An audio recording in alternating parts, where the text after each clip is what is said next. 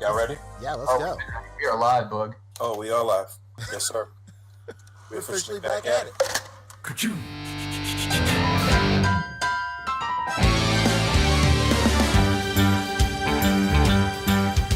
It's a rare condition this day and age to read any good news on the newspaper page. Love and tradition of the grand design. Some people say it's even harder to find. Well, then there must be some magic clue inside these gentle walls. 'Cause all I see is a tower of dreams. Real love bursting out of every scene. Days go by. It's the bigger love of the family.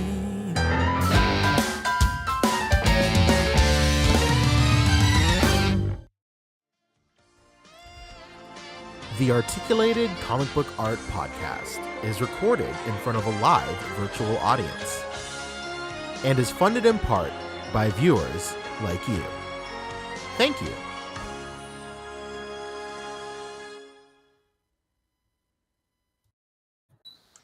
Yes, sir. We're officially back at it. Boog Nice coming at you with the Articulated Comic Book Art Podcast episode. Man, don't start me lying. I don't even know what episode it is, but 213. 13. I'm your host. Excuse me, Boog Nice. Got my boys with me, Fabio, Panchisi. I'm not sure where Rick is, but I guess he'll be joining us shortly. Excuse me, Fabster. My friends call me Fabster, so yeah, you're very right there. But yeah, how you fellas doing this evening? Great. I'm feeling great. Looking good. Feeling good. Yeah, I wouldn't know because your cam's off. Yeah, I'm about to turn it on. Oh, All right. doing pretty all right. Solid week. Got relatives in town. It's spooky season. Halloween's coming up. It's a good time. Excellent. All right. You guys are looking nice. Excellent. Yeah, you too, Bug.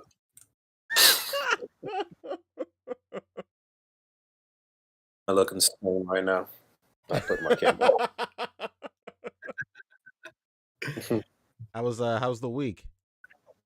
My week was pretty good. It was quiet for the most part, but yeah,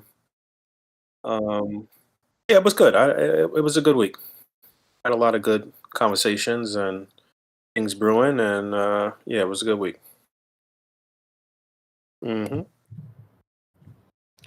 Yeah, same. Pretty solid week. Back on that one show. That was a lot of fun.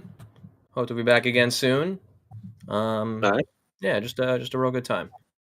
Did that have you working the same gig the whole week, basically? Pretty much, yeah. Last week and this week. Nice. So really cool. Yeah. So what happened this week in the world of not toy shit? Any funny things we need to discuss? I don't know about funny, but I've never seen a faster career suicide than what's going on with Kanye right now. Oh no. Oh yeah. Yeah. Yeah. Somebody just shared one of the little snippets from his Drink Champs interview with me. A moment of lucidity in that interview, though. I mean, I actually think what he said in that one moment was not too far off base. But yeah, man, I wish he had some more people around him that could help him and help him get medicated if that's what he fucking needs. Get himself together, you know. I don't even know what he said. I have no idea. Oh no. I mean, he said a series of anti-Semitic things on, like I said, he was on Nori's Drink Champs. I mean, I guess it wasn't just there though. I think he was on Twitter saying a bunch of stuff too.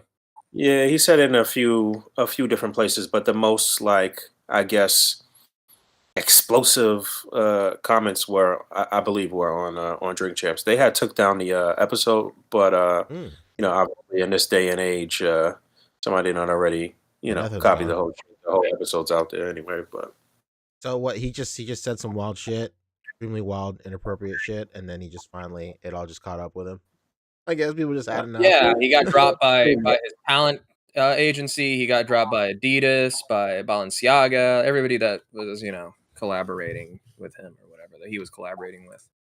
Out to Molly. I mean, listen, it's a lot of deeper, darker, and more like, I don't know, politicized shit that comes with this whole thing. But that's not really for this this discussion right now. But yeah, I feel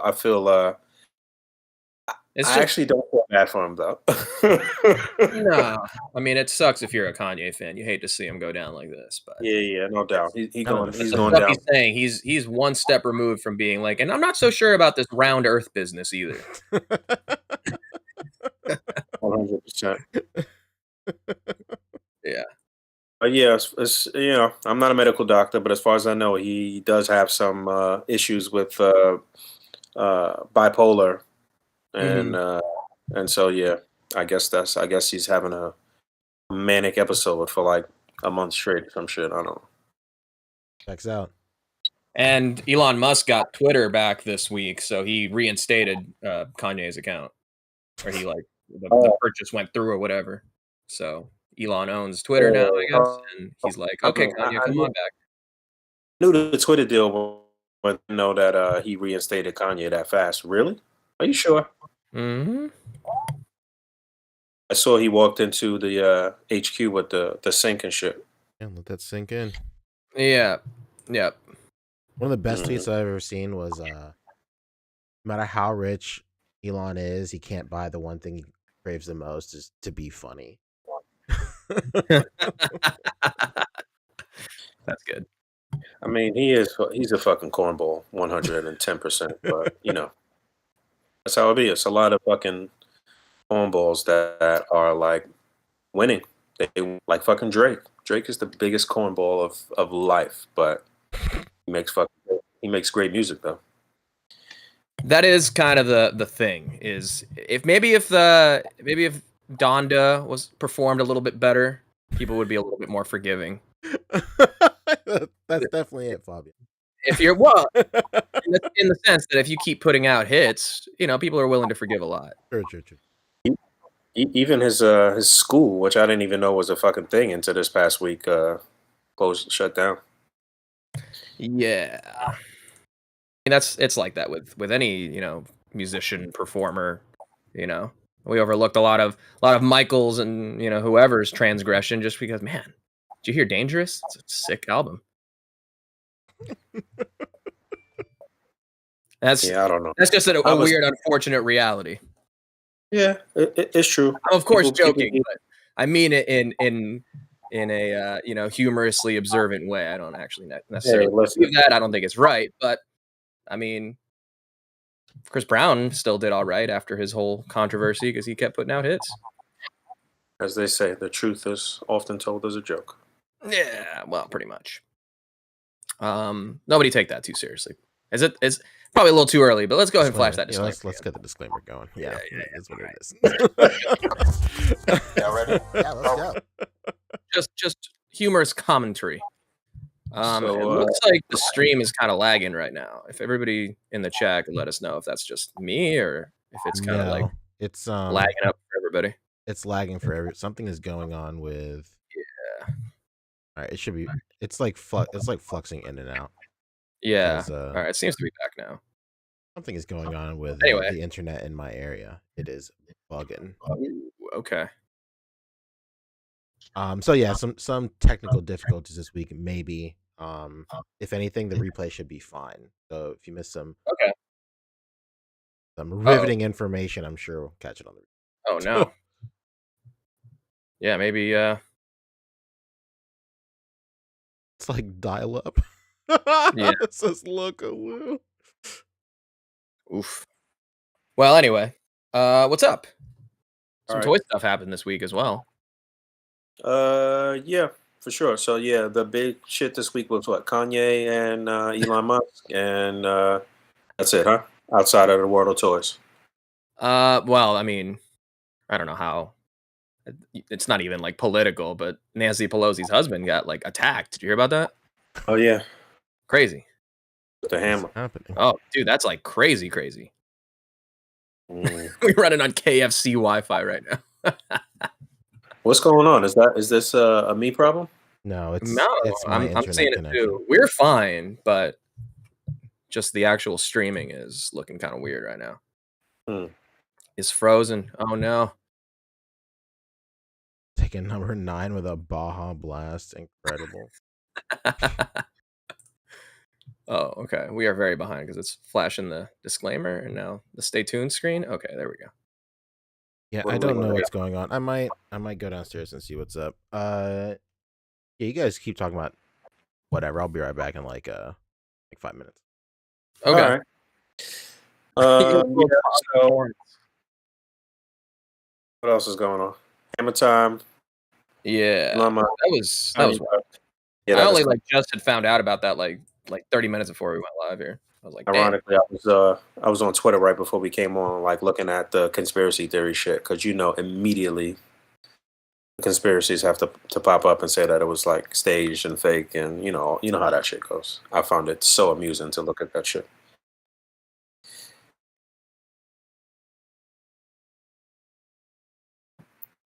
I can't. You're muted, bro. Oh, excuse me. Yeah, it's just wild. I don't know what funny stuff happened. At least, I don't even know. Anything that's funny comes out of these like terrible things that are happening too.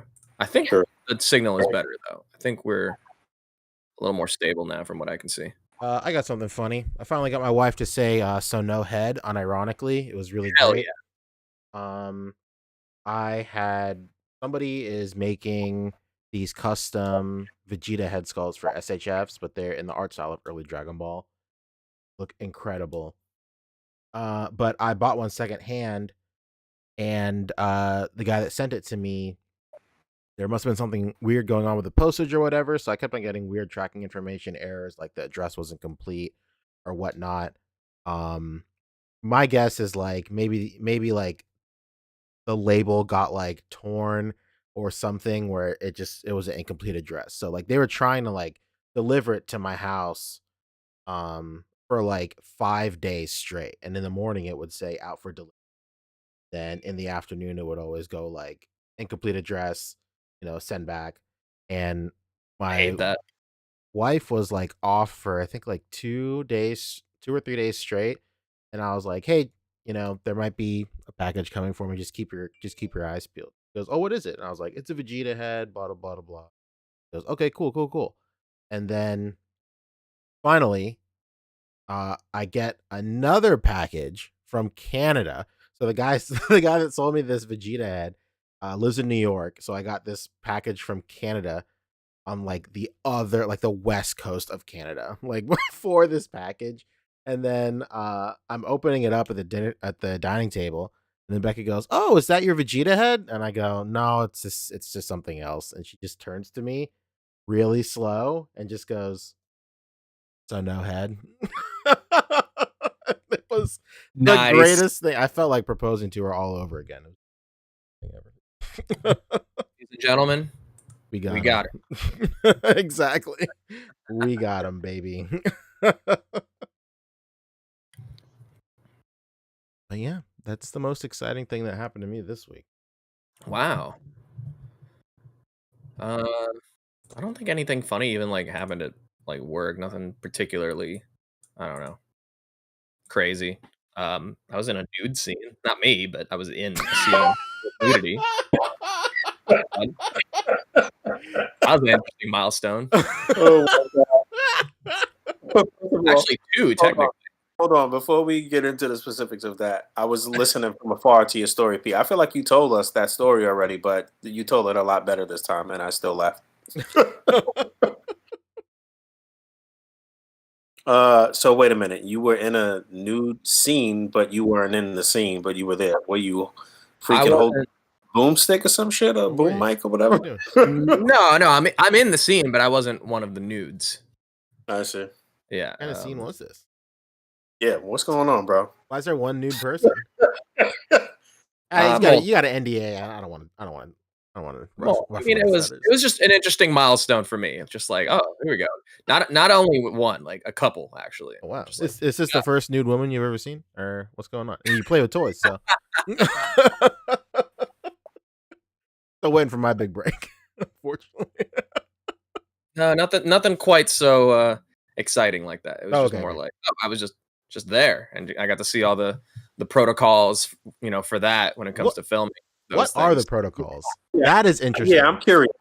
I'm very curious to hear about the specifics of that. Yeah, I don't know how new this position is, but they have a position now called the intimacy coordinator. Oh my god, where I love that. Their entire job is to robe and disrobe the people for the scene. And they take that shit very seriously. Like they call closed set. Nobody's allowed to like, enter that's not like actually working some equipment or working in the scene and stuff. And like, God help you if a caterer walks through looking for Crafty and they're in the middle of shooting this scene.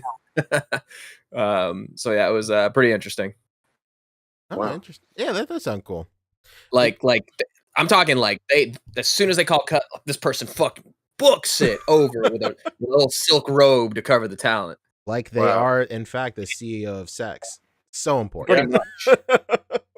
No, you would definitely have to get approval from them. They're the shareholders of sex. All respect to this person. The board of sex has spoken. On whose authority? The board.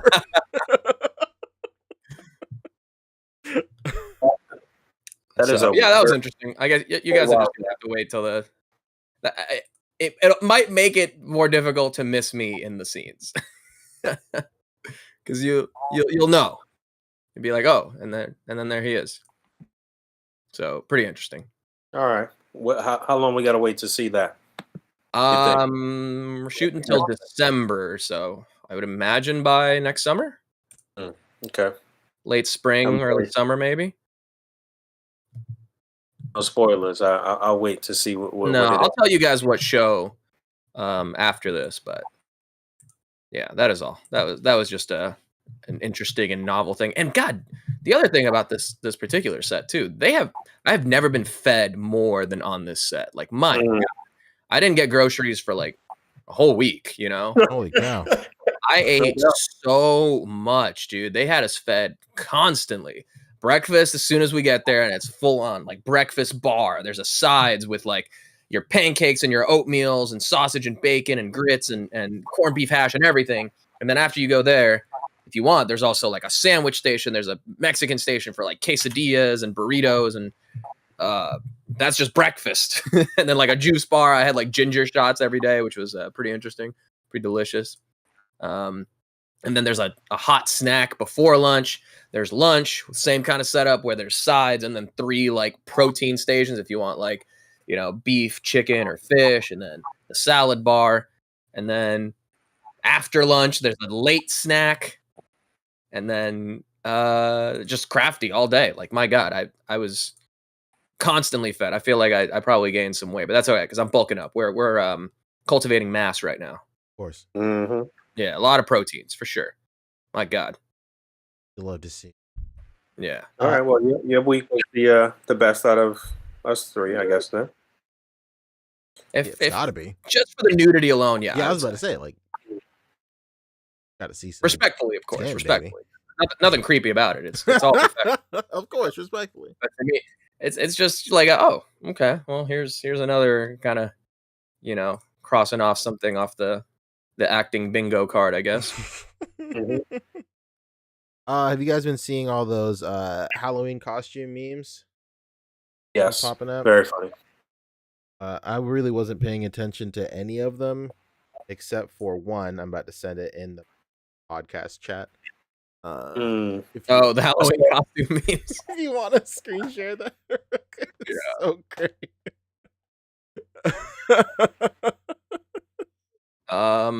This is weirdly accurate. Truly. Let's go. Let's see. Oh my God. Well, that fits good though. That's a good fit. You got going on. Good fit. It's a good fit. It's very accurate. It's very funny. Extremely eerie. Yo, that is hilarious, bro. My favorite Yeah, one. I saw him with rappers and shit like that. That was very funny too. I'm gonna need this template. The Food's Gone Wild posted the template, actually. It's another great shout out to Tim Smith and Plastic Thunder in the Discord. So good. Love to see it. Oh my God. Fuck, this is too fucking good. The fuck is that? I don't know. What is that?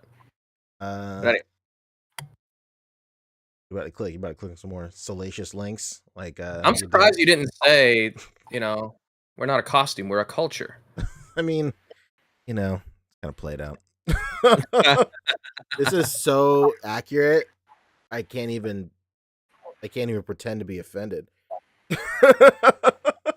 Literally has like your hair almost. It's unbelievable. I'm almost certain I have that exact same outfit closet right. Constantly take pictures like this or like this. Damn. I didn't even see the little fine print in the parentheses. Yeah, did not finish college. That was so funny. Oh man. All right, so what's going on with these communities and their highlights and all that? Yeah, I'll screen share real quick. What? Oh, okay. So of course this is the final week of OcTOYber. We did it.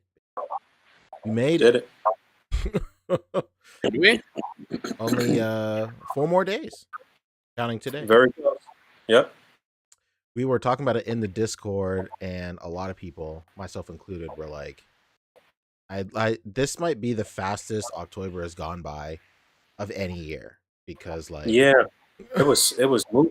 I agree. This month went by super fast. Hell yeah. I feel like I was just setting up like my first shot like the other week. I can't believe it. Crazy. Wow. So I got a bunch of shots from this week, the themes of this week. There's about, I think, 18 highlights. Once again, we're just gonna guys are flowers. Who's he on? This first one, Mark Stephen goes, no stranger around these parts for the podcast feature bump. He killed it with this. This is so good. This picture is so good. Great. I always love a really nice Dutch angle. It's especially when it's warranted, for sure. This is really cool. I love just all the effect work and prop work happening here. I love the subtlety of, you can see Cap's leg is on the motorcycle in the back. It's really nice small posing details in here to really make it pop, for sure. Nice framing. Yeah, real nice. Absolutely. Mark's the man, doing his thing, for sure. Next up is Austin right here. Great panel work, great storytelling, really funny. This was for Got You Covered. Very funny use of the theme. Very, very good. I didn't even peep this week. Very good.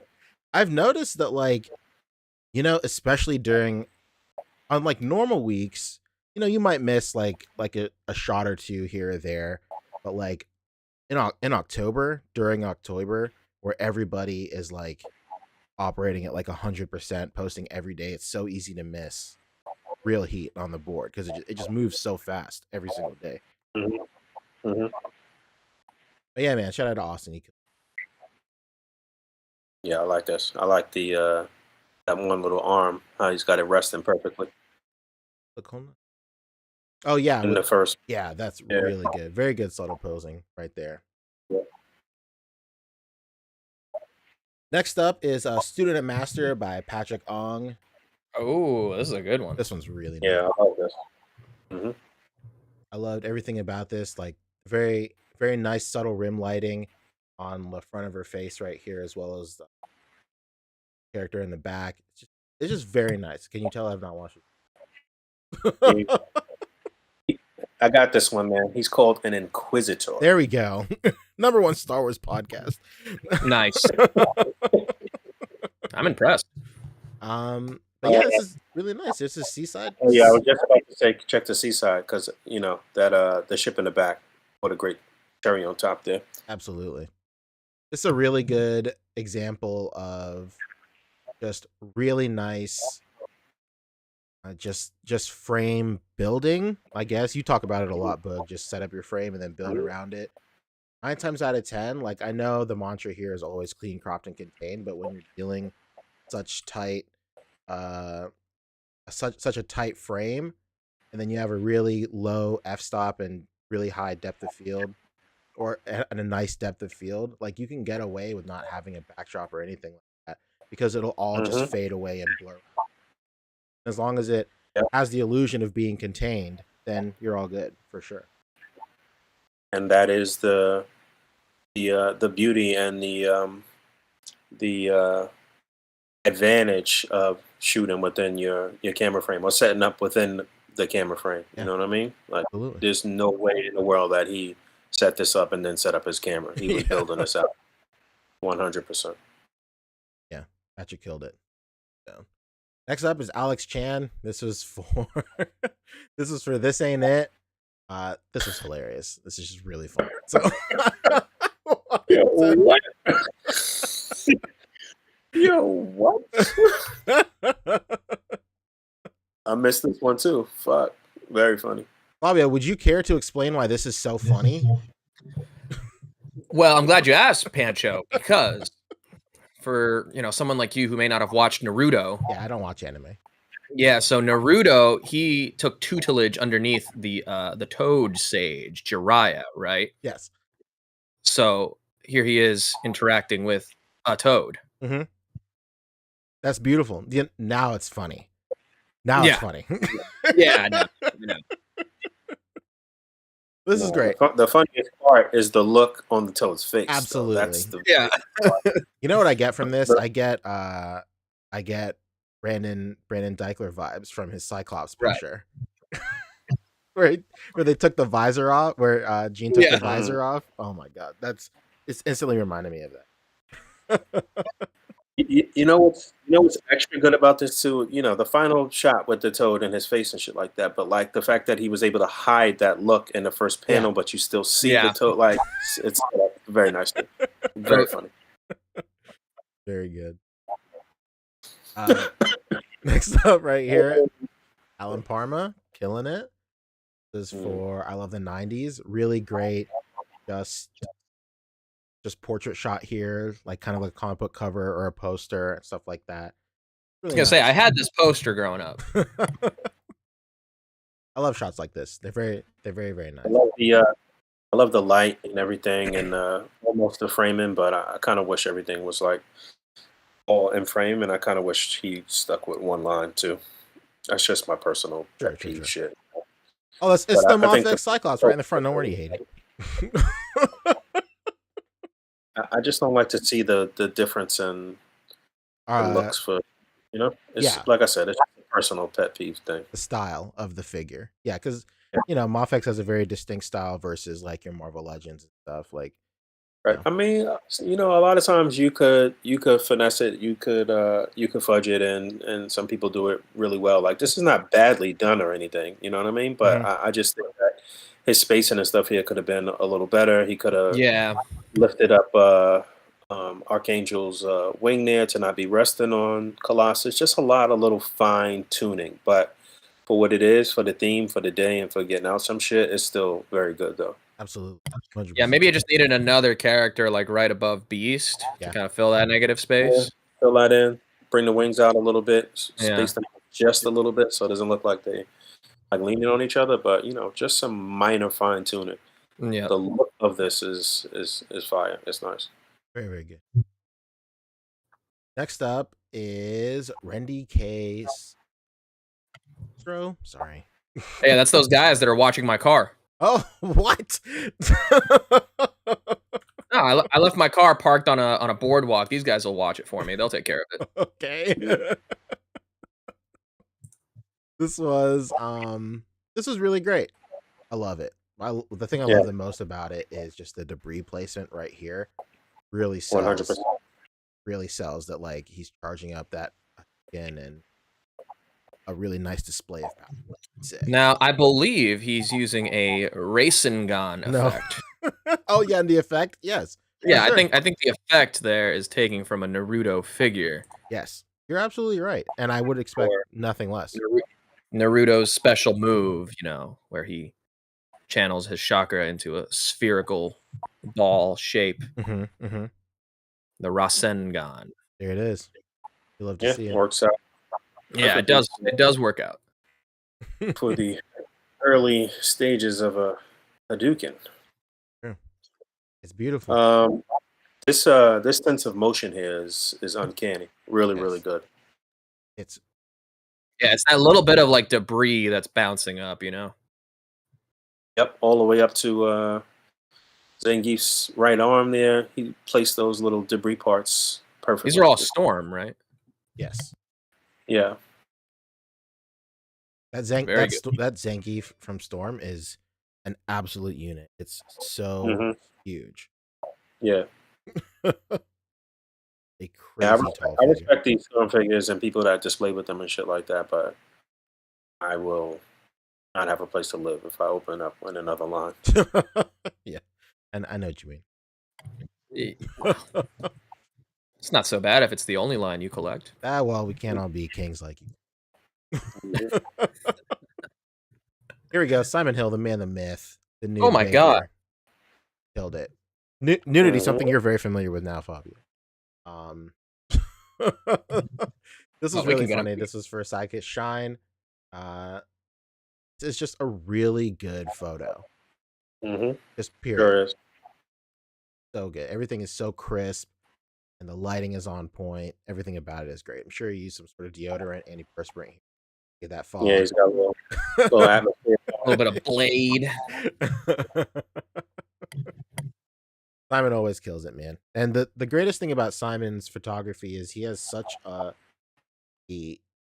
broad and wide collection that you literally never know what he's going to shoot next. Really nice.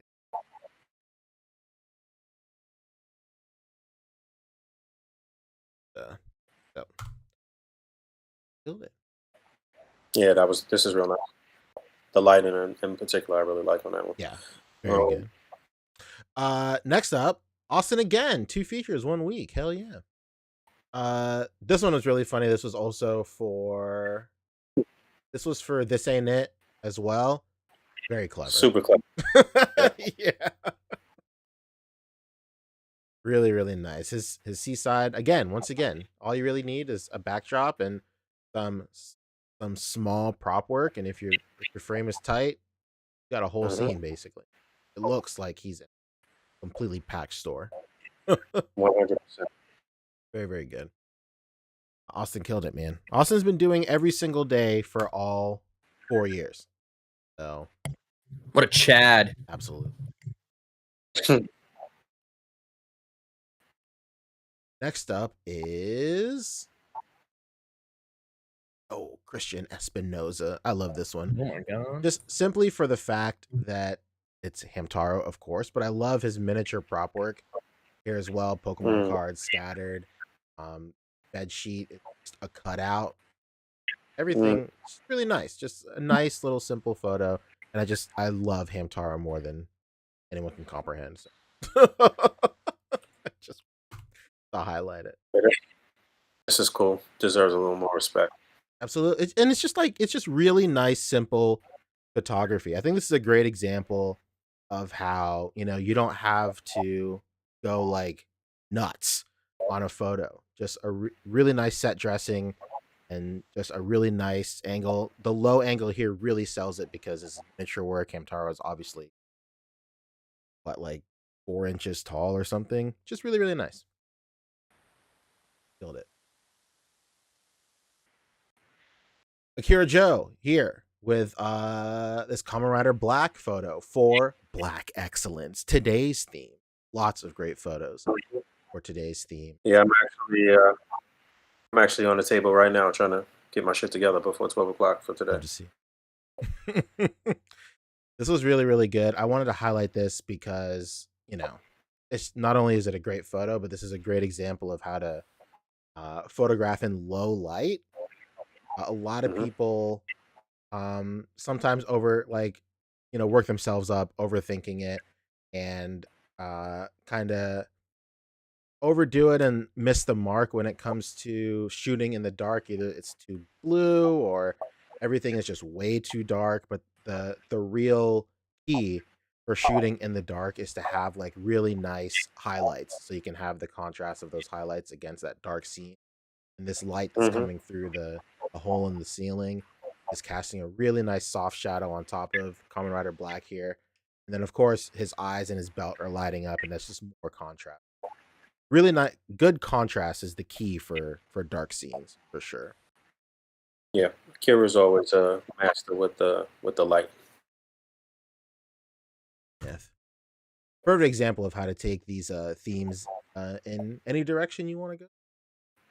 Love to see it. This is from Johnny Quick, Plastic Thunder on Instagram. This is for I Love the 90s. I wanted to highlight this. It's a pretty simple scene right here, but the way that he was able to match source material lighting, very, very nice. Just really nice soft lighting. Feels very nostalgic. It's very nice. I kind of wish he did panels. Because like this is the original scene right here. He could have done like really nice panel work, just one on top of the other. But Cowboy Bebop is undefeated. Just a really nice portrait shot. Go ahead and highlight. He killed it. Yeah, this is nice. It's a little outside of the box from his norm. True, very true. I really love it when artists like just do something like a complete 180 of what they do. Johnny is really known for just creating these large, broad, and just grandiose setups, usually with multi-scale stuff. Like he'll have like his characters in the front, a couple of like 3/4 inch scale dudes in the back, and even some micro machine vehicles or whatever in the background to really get that wide scope of depth. But like it's really nice to see just a really nice simple character portrait from him. Super cool. Yep, different lighting too. Not his typical lighting. I think that's where like 60% of people struggle. Like 60% of people that like could be on the next level just got to get their light situation together. True. Absolutely. Yeah, lighting plays a huge part. Like I've recently, with this year's OcTOYber, I've started to really experiment with like different lighting as well. Makes a huge difference. And like the lighting is like a key like ingredient of your different style and flavor of figure photography. So it's really cool when people experiment. I encourage everybody to experiment with different types of lighting techniques or whatever. Just see what pops. It doesn't have to cost you a lot of money to experiment with lights. You literally just need a bunch of white lights and a few versions of some colored lights, some colored bulbs that maybe could change or whatever the case may be. But like, and the more light, the better. You just need a lot of cheap lamps. Yeah. I mean, if you have bloom cubes and shit that's on par with that, then more power to you. That's great. But really, you just need a lot of cheap lights. For sure. Yeah, everything I've shot this month has been with 3 lights. 2 panel lights and a ring light. Literally all one. And then maybe sometimes I'll bring in the light on my phone for like some highlights, maybe.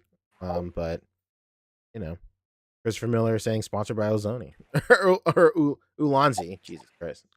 Ulanzi is a great brand, a great budget option from Loom Cube. Sure. Yeah. The last thing I'll say about lighting is the best tool you have is YouTube. Literally just look up photography videos on different lighting techniques and stuff. Like it's all the same. Like just look up like modeling YouTube videos and just different photography videos. That's how I learned photography. by watching channels like I forget what the name of the channel, but like that white dude with the afro. He has a huge photography channel. I watch Digital Rev a lot. So like just YouTube channels that just do stuff about photography and lighting and stuff. You'll get a lot of great techniques that all transfer over to figure photography. Very nice. This next one right here is Patrick Ong again. Second feature of the day. This was for Black Excellence as well. A really, really nice foot. It's fire. Very so good. It's the thing that stood out to me about this was the level of depth that he was able to build, just because he has like some of this debris in the very foreground, and he could have just stopped there and had these dudes in the background. But the fact that he has this other warrior right here that's just out of focus enough to where you can still tell what the character is. Just really nice depth and layer building right here. It's beautiful. Yeah, this is really nice. Love it. I see a lot of people utilizing this the shield agent extra head as T'Challa here. It works out well. The head sits on the neck kind of funny though, so you got to kind of play with it or fudge it or whatever the case may be. He's doing an excellent job of doing that right here. Yeah, though. I couldn't even tell that there's even a problem to begin with. Really nice. And again, it's just triple C's right here, clean crop contain right here. He's not displaying over a huge space, and he's probably only got like 3 lights there. Look at this shit. Like I said, 3 lights. Look at that. Yeah, he's got that huge box light in the back. He might have another one over to the right, but just 2 colored lights that are spilling this purple all over the place. It's so good. Yep, so good. Now he's got some. I don't know that those are like super expensive lights, but they are in the essence of Loom Cube esque type shit. So those might actually be some pricey lights. I don't know. Those are probably Ulanzi lights for sure. Yeah, Ulanzi. Yeah, for sure. And they retail between, I think, 25 and 40, depending on which one you get. They're very affordable. Okay.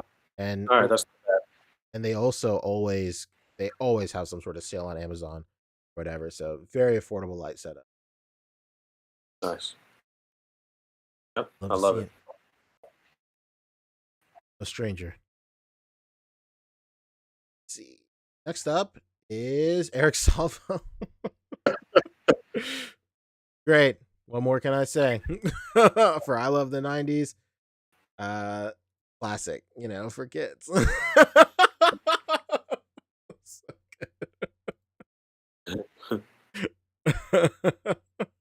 This is a really great. Go ahead, Boog. No, I was saying I did peep this too. I was going to say a little trick for situations like this, like you want her to seem to appear. You want her body to appear that it's flush to the surface, So you don't want those gaps of light and stuff coming through there. A neat little trick that I'll use is I'll just take a black piece of construction paper or something like that that's dark and just stick it in there, towards the front, and clean up all of those little specks of light coming through the body, and then she'll look like she's totally flush.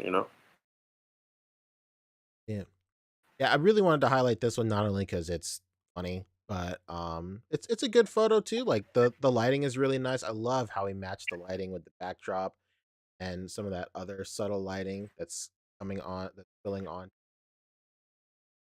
Figure right here, Apocalypse, right? Isn't it? All right. Yes. Yes.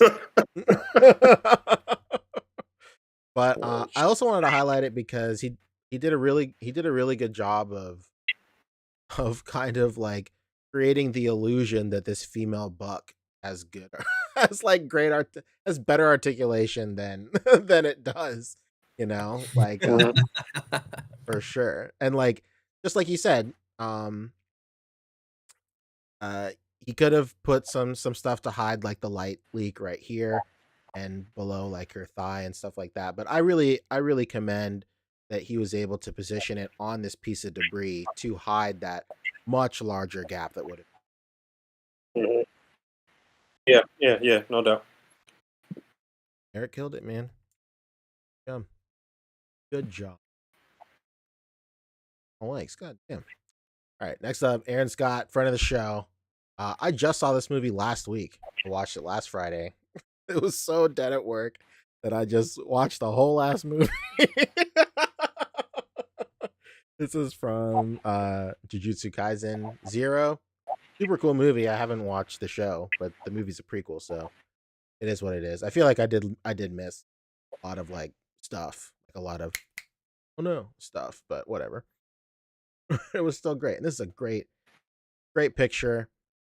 If there's anything I wish he would have done is he could have lit up the tech pieces a little bit more, but lighting here, spectacular. Love the rim lighting.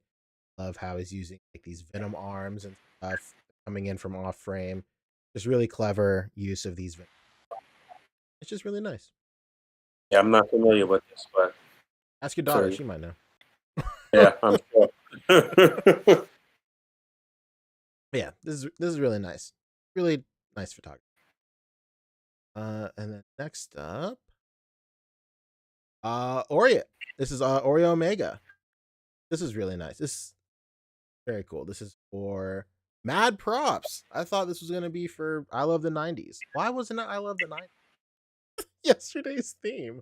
What are you doing, Oreo? I guess technically like Ninja Turtles is 80s, but maybe this episode I don't know. Maybe the episode came. I don't know.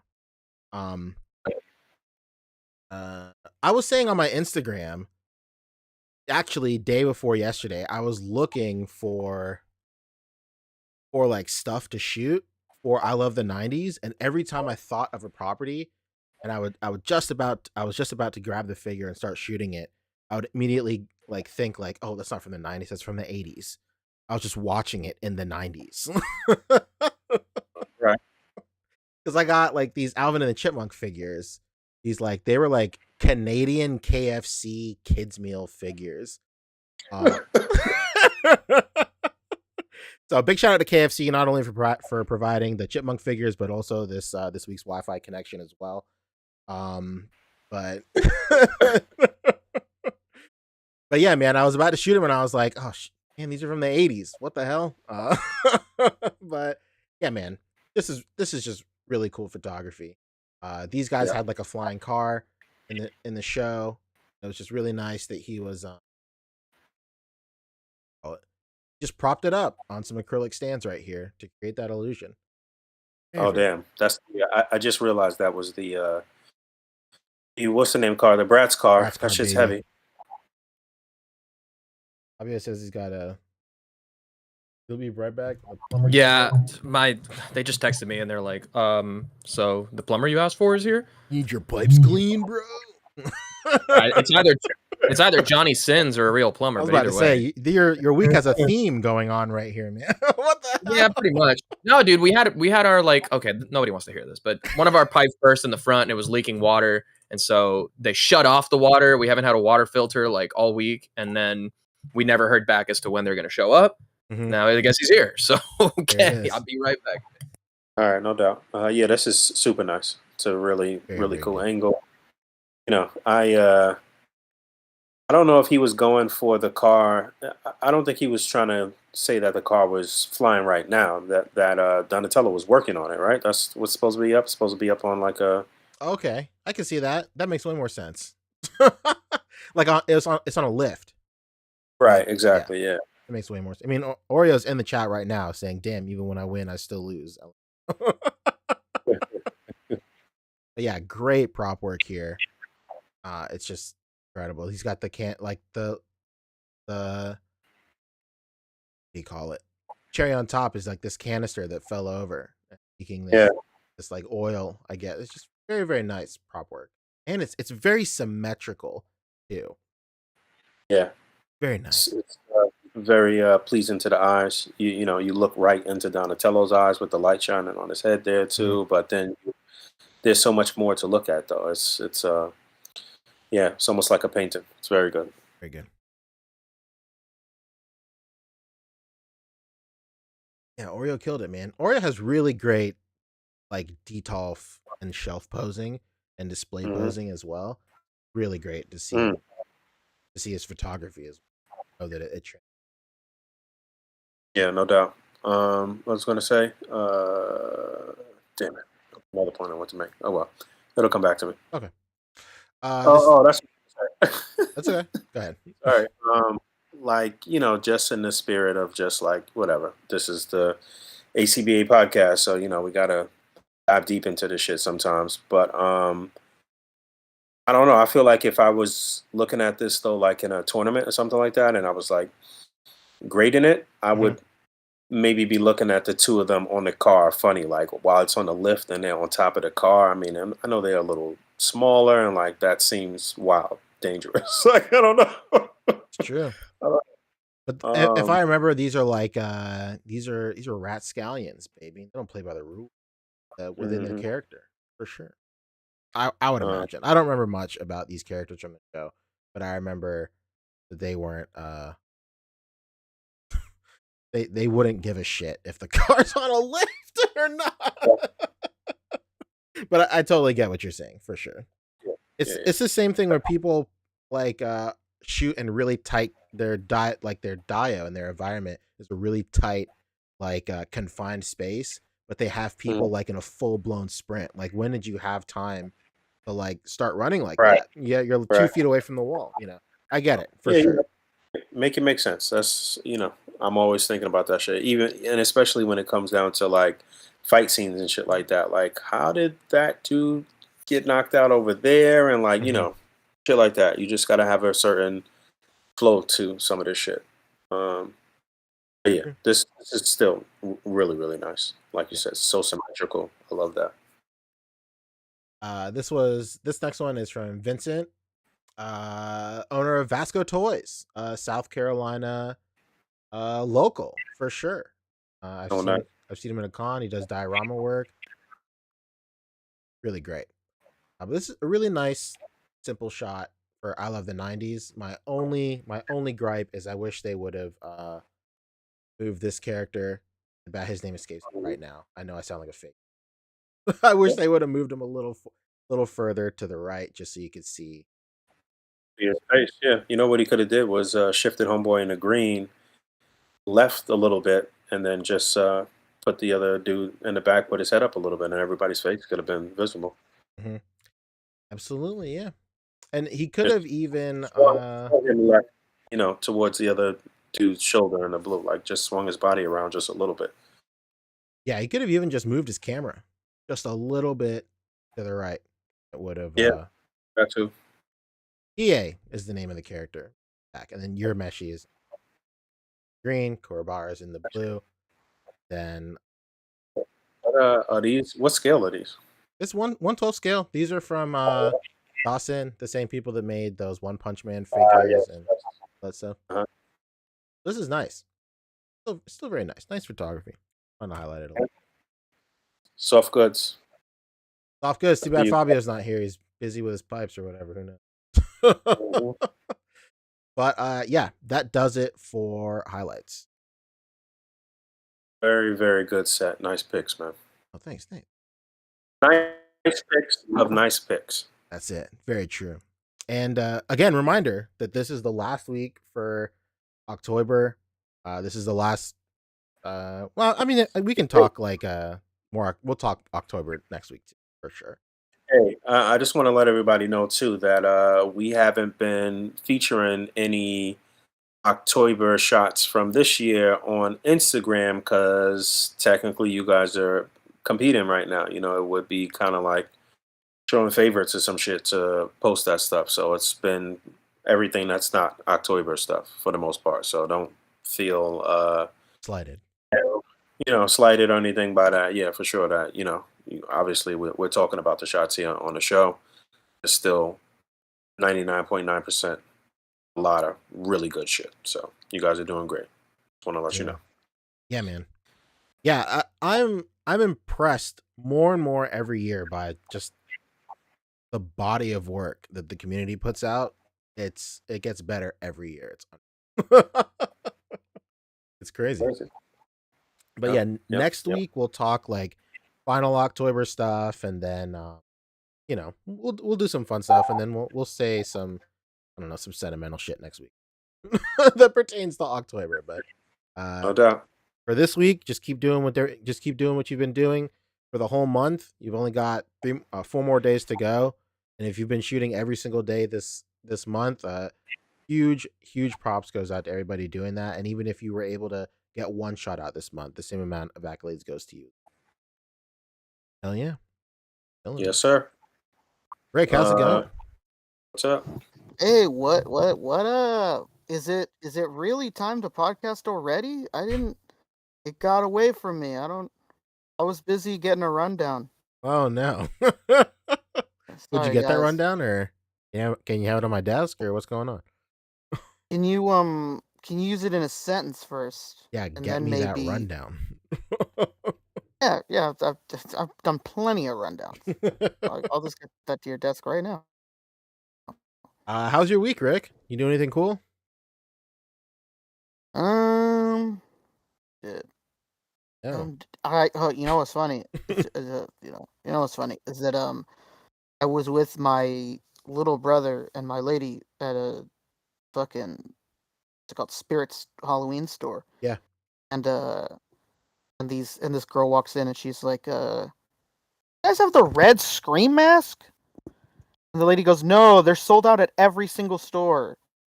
I was like, "What's going on?" And my girlfriend tells me like, "Oh, like this TikTok got like 20 million views of like this guy in the red Scream mask with the horns doing like something sexual to a woman, or suggestively sexual to a woman." Something sexual is the name of my next band. every woman, every woman and man decided to use it for extracurricular activities instead, and that's why that mask is sold out at every single Spirit in the country. Great. So head over to your old Toys R Us so you can check out your nearest Spirit Halloween.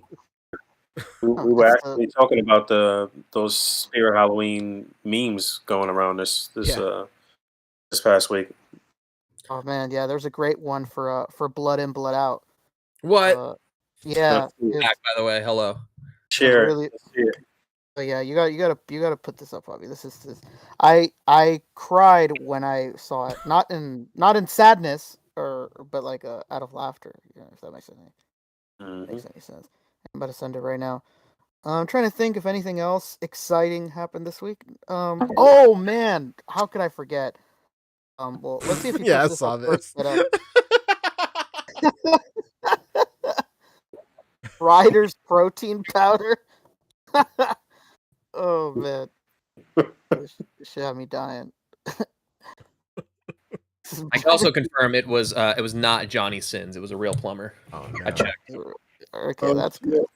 You know what? Yeah. One of the ones that I saw this week that I just remembered that was super funny. It was like New York City Mayor Adams in like a suit or some shit. I don't know what type of suit he had on, but it was said club promoter though. It looked so funny.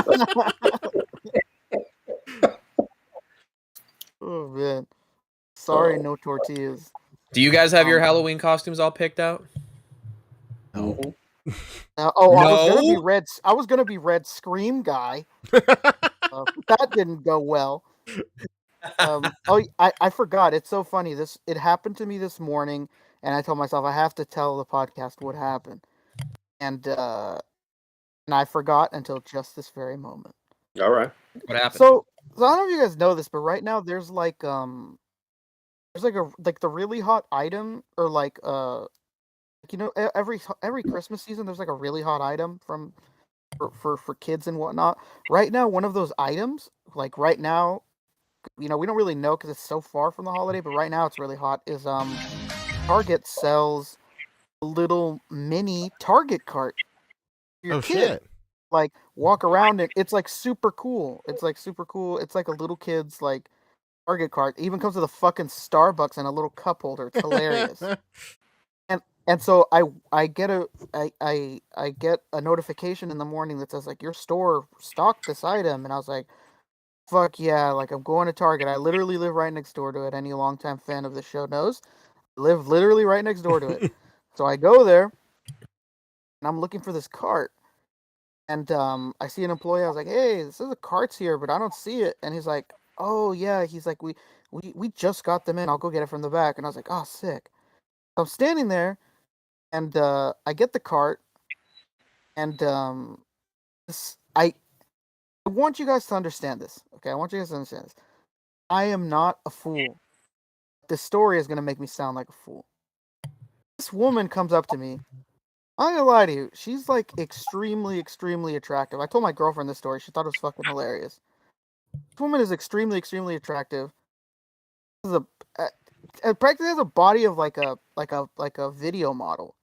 Comes up to me and she goes, "Hey." I go, "Hey, what's up?" She's just like these. I was like, I was like, I'm just here for my. I just make up a lie. I'm like, I'm just here for my girlfriend because I was like in the doll aisle because I didn't really want to go through a long explanation. And she just goes, "Okay." Guy gives me the little cart. I walk away and then I go to the Marvel Legends aisle, right? And then this lady comes into the aisle again. She goes, "Hey." I go, "Okay." This bitch is trying to rob me outside. There's a guy in a fucking Ford F-150 with 3 different colored rims. And I'm about to get robbed outside of this Target, right? And she goes, "Like these too?" I'm in front of the Legends.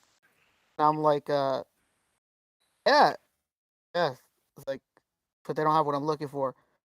And right as she's about to say another word, this like 50-year-old woman comes into the aisle and goes, "Denise, let's go." And that like knockout of a woman gets into a line of other um mentally challenged children. Interesting. What?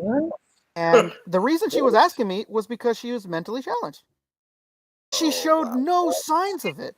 Not just that, but they had this girl in like a Juicy Couture outfit. I don't know if you guys know what those are, but they're like fuzzy tracksuits. Yeah, they're crushed velvet or Yeah, they're velour. A crushed beautiful velvet, material. crushed Yeah. velvet velour like tracksuit. I just look at her walk away with all the other kids, like, "Sorry, guys."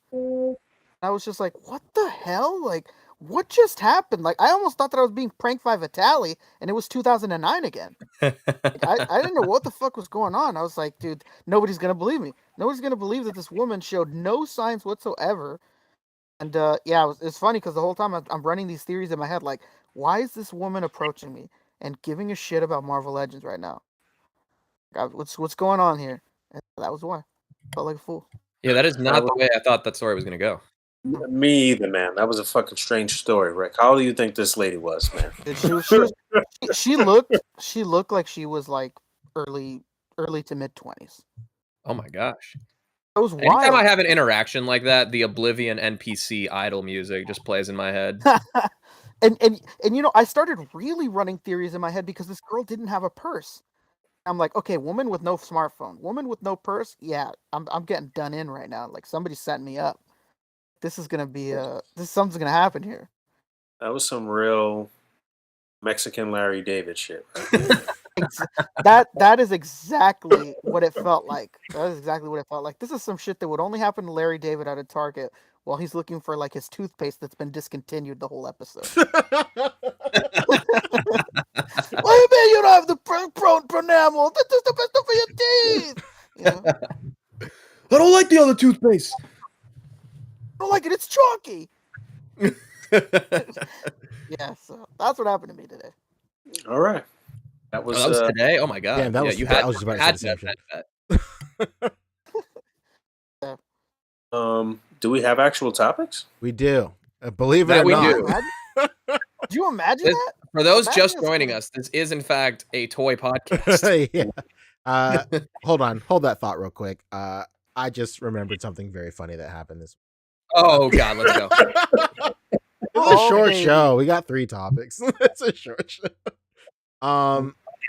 Last week on Twitter, somebody started a thread which was voice actors that went too hard for no reason at all. And it is one of the greatest Twitter threads I've ever seen in my life. Hold on. I have to Oh man. that Lois yes, one. it's the that's what started it. Oh man, that ship's been going nuts. All right, hold on. Be going live. Second. Let's see it. You What's can going see it. on? So you guys can see it, right? Yeah. Yeah. What about it? All right, so Announce. so this is the one that started it. This right here.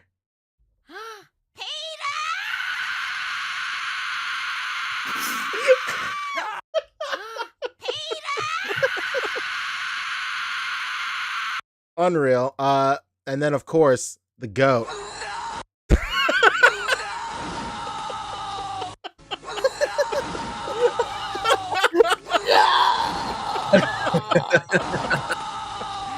Oh man. And then of course, this is the number one toy podcast, and of course the number one toy of the year is the Bratz car doll. So I had to include the Bratz one. Girlfriend, stop! Get back here! Jesus Christ! Girlfriend, stop! Get back in the car! You come back! Get in the car! Oh. Get back in the car! Get back in the car! You come back! Oh my God, is that real? It's real. Yo, is that the Bratz car? That is. Why did she say it like They that? might be in the Bratz car. This is the last one I want to show. No, second to last one. It's this fucking evil one.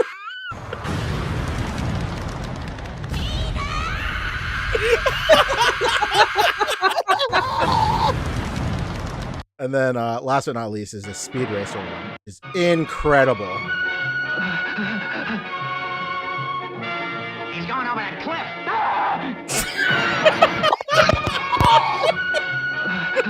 He's going over that cliff. He's going over that cliff.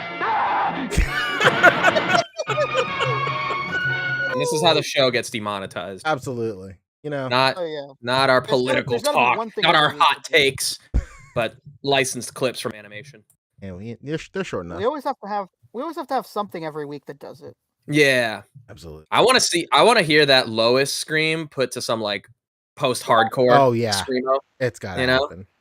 Oh my god, that was very funny. I didn't even realize I was muted. I was cracking up. Speaking of demonetized, I had put out a little update this week, and in the update I had showed a couple highlights from my nephew's game the past week or whatever, and they got my ass immediately for that. I was really surprised. Damn. Where? On YouTube?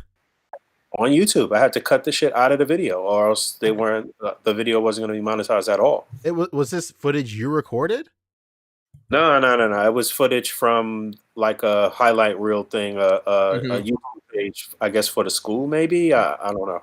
You should just edit in the royalty-free football games that Nathan For You showed in that one episode. Oh man. Look, have you seen that show? Nah. It's this dude. He goes to like small businesses and gives them like weird ideas. So he goes to like a women's clothing shop that's like having trouble getting customers because the women come in and they feel pressured to shop because they're with their boyfriends and their boyfriends don't want to sit there waiting for them to shop, right? So he creates a back room man cave in the store where the dudes can just hang out while the women shop uninterrupted. And he sits, it's like a classic garage with like wood paneling and like this old TV that's just playing like royalty-free football games. And he knows they're all pre-recorded. He knows all of them. So he's like trying to get the dudes interested. And he's like, hey, big tackle coming up. Oh, there it is. Big tackle coming up.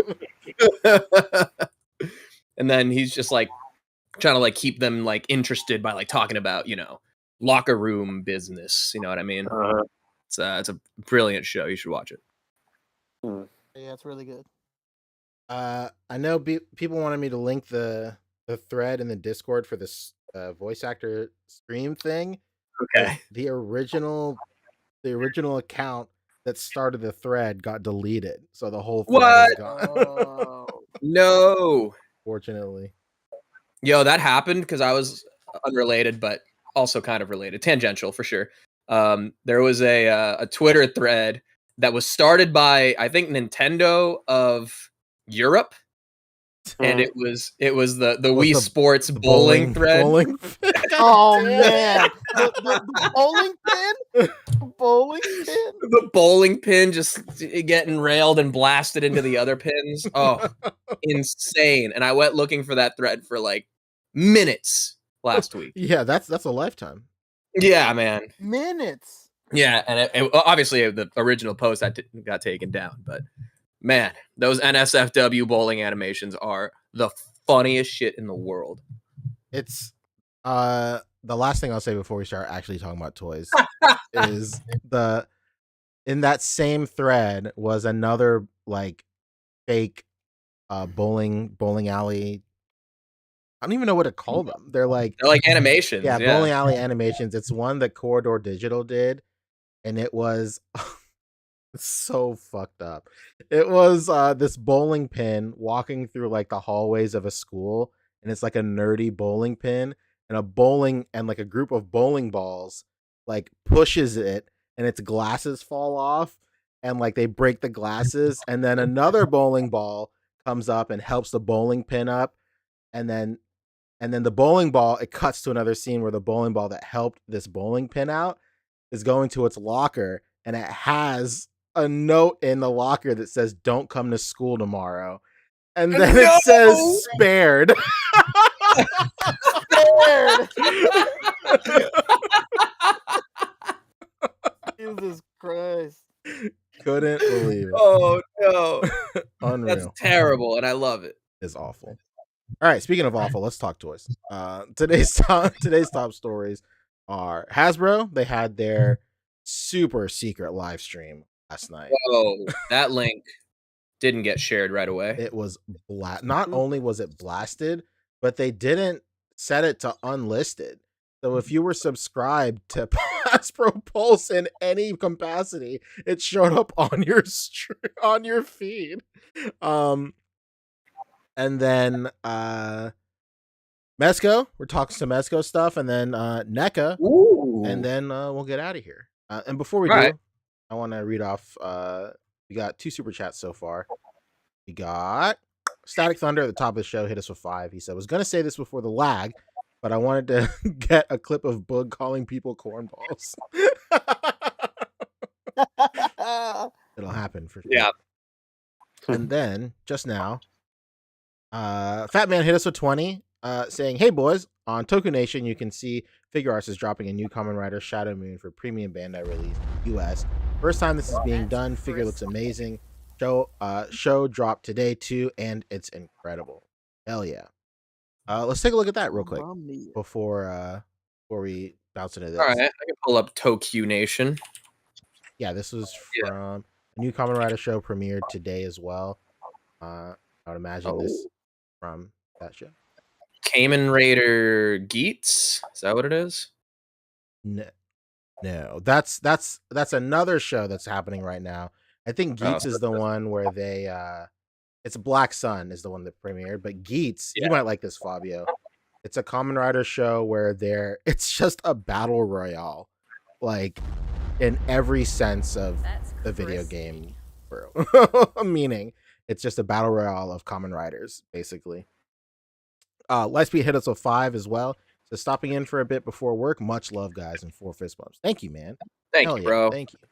Thank you to everybody that just or that sent super chats over the show so far. Thank you. I think this is it, right, Fat Man? It's Kamen Rider Black Sun Shadow Moon. Yeah, we looked at the trailer for this a couple of weeks back. This is a really great reboot of an older Kamen Rider property. This figure looks so sick. Yeah, this is fire. You're a karate bug in, baby. Love to see. Yeah, even the base design for the main rider in this, I think it's so good that I think this is one of those Kamen Rider figures that people are just gonna pick up just because like the main rider just looks so cool. Just want him. Sure. I do love Samurai Bugmen. They're very good. Very, very good. So thank you, Fat Man. Thank you everybody for the super chat so far. I think this is a great time we'll talk about it later. There's something that we're planning. I don't know if we should talk about it now, maybe later. I don't know. What do you think? You think we should talk about it now or no? I mean, sure. I mean, it's time for us to start getting ready to do applications for press and everything. So we can bring it up, sure. Yeah. Yeah. So what we're planning on doing, of course, every week you guys bless us greatly with these super chats. We cannot thank you enough. And for ever since we've started taking super chats for the show, they've always gone towards the betterment of the show. And what we're planning next year is probably something that we've never done on the show before. We're planning on doing an in-person podcast at San Diego Comic-Con 2023, a super cast, if you will. And with the generous help of every super chat from here until San Diego Comic-Con will go towards not only the betterment of the show as well, but travel and expenses going to San Diego Comic-Con. So with the help of everybody in the community and your generous donations, we will be able to be, all in the same room for the first time ever and do an in-person podcast. And I think the idea, we're still kind of spitballing some ideas here and around, but the idea is it's not just going to be one podcast. We're obviously San Diego Comic-Con is a big ordeal. We're going to be there for a couple of days. We're planning on doing a ton of content, not only with just the A.C.B.A podcast crew, but other members in the community. It's just going to be an opportunity for everybody to be in the same space and create some really cool, podcasts or talking points or any kind of video or content that would vlogs, things of that nature. Yeah, just really cool stuff that I think would just be super cool to share with the whole community. So yeah, I would love it if we were able to do like the four of us in a room, and then maybe we can like get a little audience there live too. We could do a literal live podcast too. That'd be so sick. It's Saturday night, right? The idea is to have like a space where we can all hang out, and then just naturally just film the stuff that is happening around the room, not really like a hell yeah, like a focused thing, but I just imagine if it's us and a bunch of other dudes in the community just basically at a party, and I just walk around with a camera, like we'll have like content for like the whole year. So yeah, that's 100%. Yeah, all of that to say, I'll bring my green screen. We can do a sick photo shoot. Absolutely, yeah. All that to say, as always, everybody's generous donations throughout the entirety of the podcast has always helped better the show, and then we're really hoping to make all your donations worth it in 2023 for possibly the best podcast that we could probably produce, hopefully. And if things go well, this might be a yearly thing. Who knows? So that's it. Wonderful. I'm excited for the possibilities here. So yeah. That would be very, very cool to all be in the same room at the same time, because I've met Rick. I've had flan at Rick's house, in fact. Whoa. Was it flan? I don't even remember. Oh, you had rice pudding. Oh, that's right. I had better. Arroz con leche. Arroz con leche. Yeah, that's right. And of course, I've cooked it with Boog a couple times in New York, and then here in San Diego a couple years ago. But Pancho, we've never had the. Never met. I believe there is a tight hug, refuse to let go. Yeah, reluctant to let go. Absolutely. Yeah. Oh yeah. Everybody's getting embraced. We're gonna put that list to the fucking test. This San Diego coming up. Yeah, man, I'm very excited at the prospect of finally meeting Rick and Fabio. Flesh, baby. Oh, there'll be flesh. It's true. I might even take up apprenticeship at a plumber place and just show up. Show up to his house unannounced, ready to fix things, huh? Just the two, though. That's it. Love it. Pull a page right out of Simon's book. Just a little bit of skin-to-skin contact. What's the problem? All right. So thank you, everybody. Batman hit us with 5 just now, saying, Fobster, I broke my own rule and ordered Theodore Sud Cutter on Mezco, LMAO. Just when I thought I was out of Mezco, they pulled me back in. That is the perfect segue. Let's start off with Mezco, baby. All right, we can do that. Let's Since you asked so nicely, let's look to the skies. Tell us about what happened. Let's look deep underground. Because I specifically got Halloween sounds, baby. Let's go!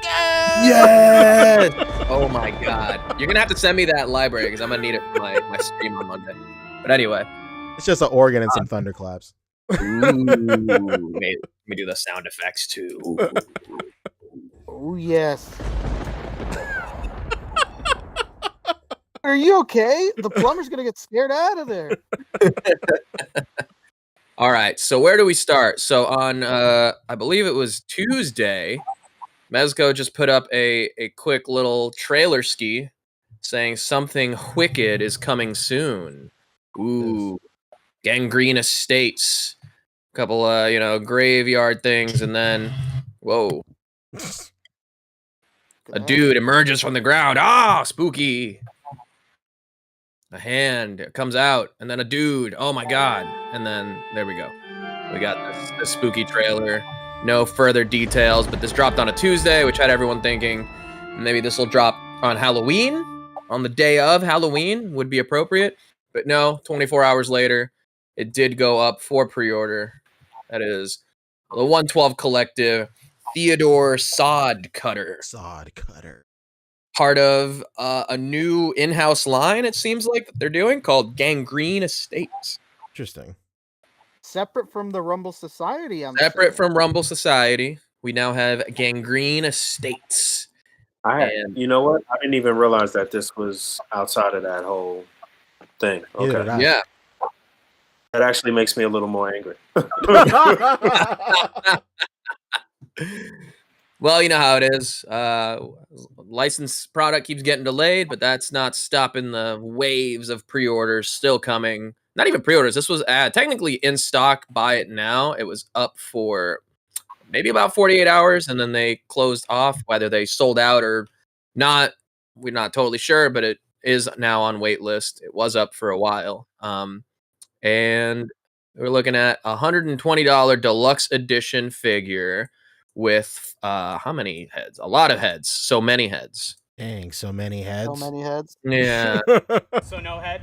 We're looking at 6 interchangeable heads with light up features. All of them with light up features.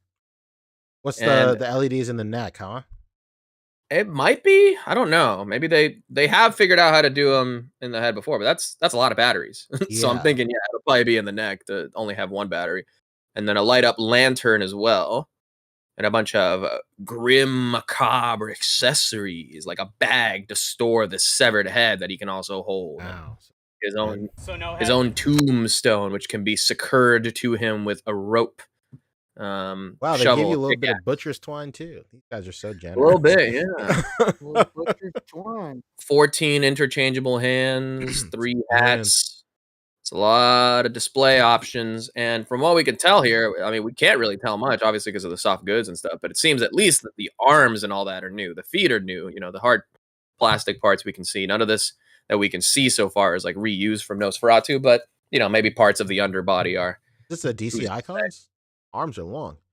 No, you're thinking of DC Essentials. Oh, that's right. DC Essentials, my bad. Yeah.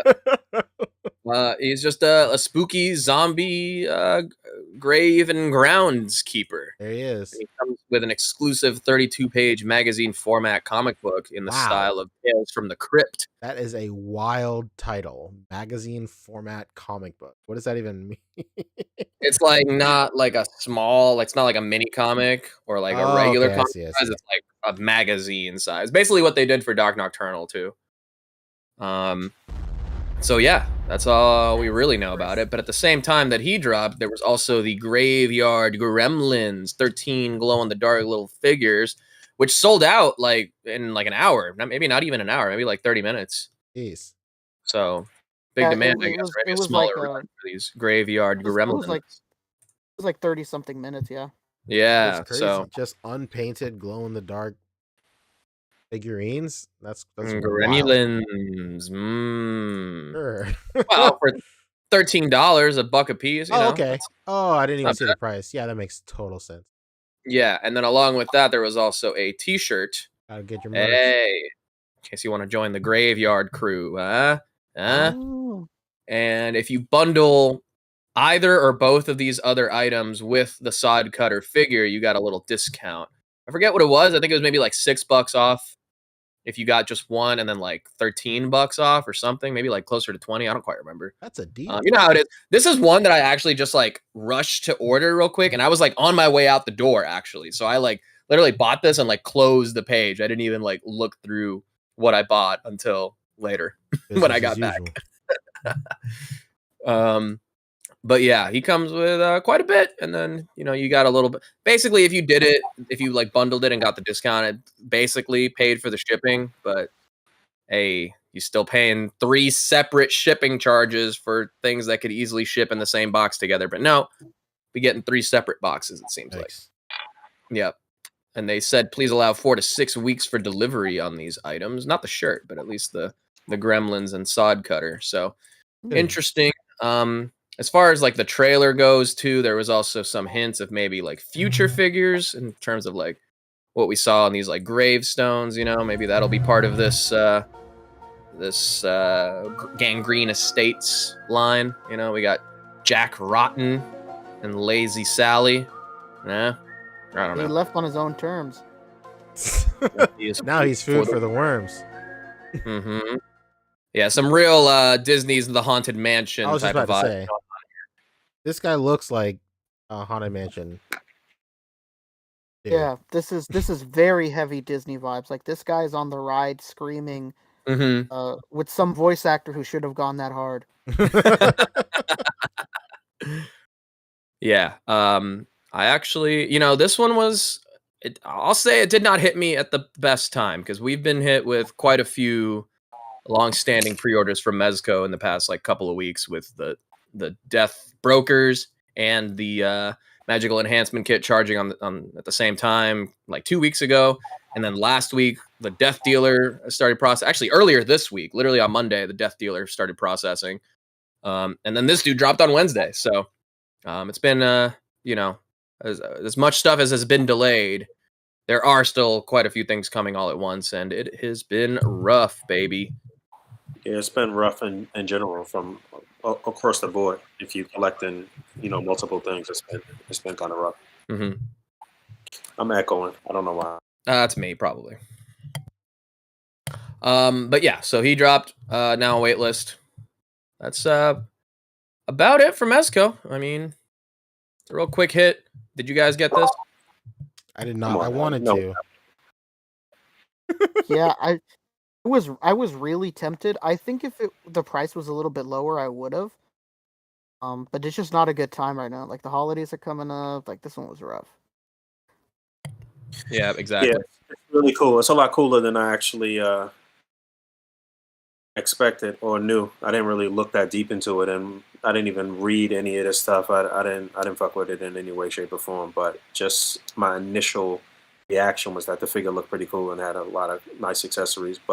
And I was thinking that the 120 was a little like steep or whatever, but the fact that there's light up features for all of the heads and like I don't know, it's actually pretty fair. Yeah, I think you're getting your money's worth here. I mean, it's to be fair, some all new parts on there, and just sorry, what was that, Punch? I said excuse me. To be fair, 120 is still kind of crazy, but I do see the value for sure compared to the standard. It's slightly above pricing. the average price, but it is a deluxe edition. It's coming in a tin. I love that probably tin packaging. box, like, yep, you know how it is. So who knows? Maybe this we'll get some more stuff in this little slice of the universe. You know, this new universe that they're establishing here.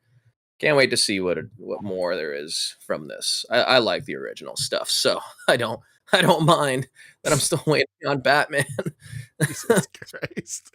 But at the same time, it's like there is stuff that's coming, and as soon as it, we wait for it for so long, and then we get hit for 3 at once, and it's like, oh wait, no, stop. So it's like, what do we really want? Do we want the stuff that we pre-ordered and we want it to hit and get charged for it, or do we just want to wait? I don't know. Either way, it kind of hurts. You want the shit to come out staggered and at the time that it's supposed to come out, and not unexpectedly all at once. Yeah. What are you saying? No, that's true. That's very true.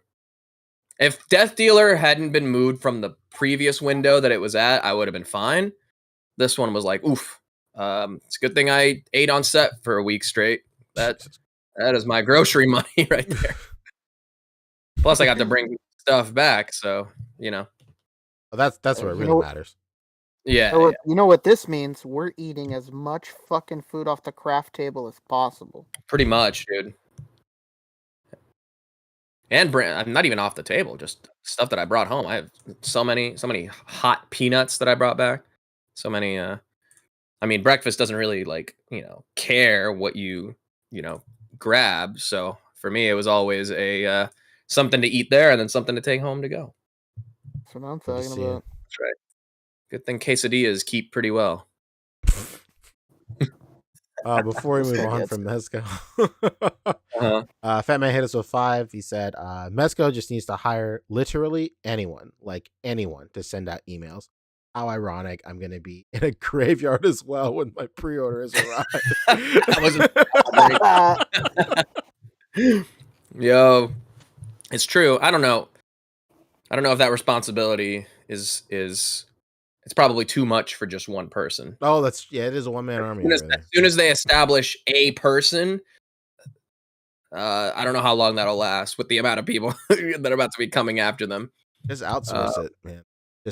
Literally outsource it to the Philippines or something, just to answer some emails. Like, when am I getting this? Hey, it's been moved. Okay, thanks for telling me. All right, see ya. Thanks again. While I have you here, I want to tell you about your car's extended warranty. Lightspeed hit us with 2. He said, I just want what I paid for within the year. That makes sense, right? True. That's true. Really, it's only Toddy Mac that's like announcing stuff, and then like a week later, people are already finding it in stores. He announces it as they're loading it off the truck. Yeah. For all his fault, this man is giving us a steady stream of product. True. How dare you? Mezco is supplementing the stuff that we have been waiting on with new original things, which, again, I like. I'm into them.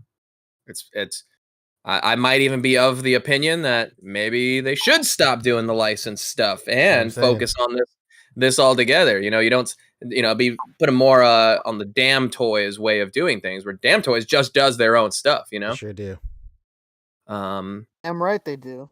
After they fulfill everything, of course.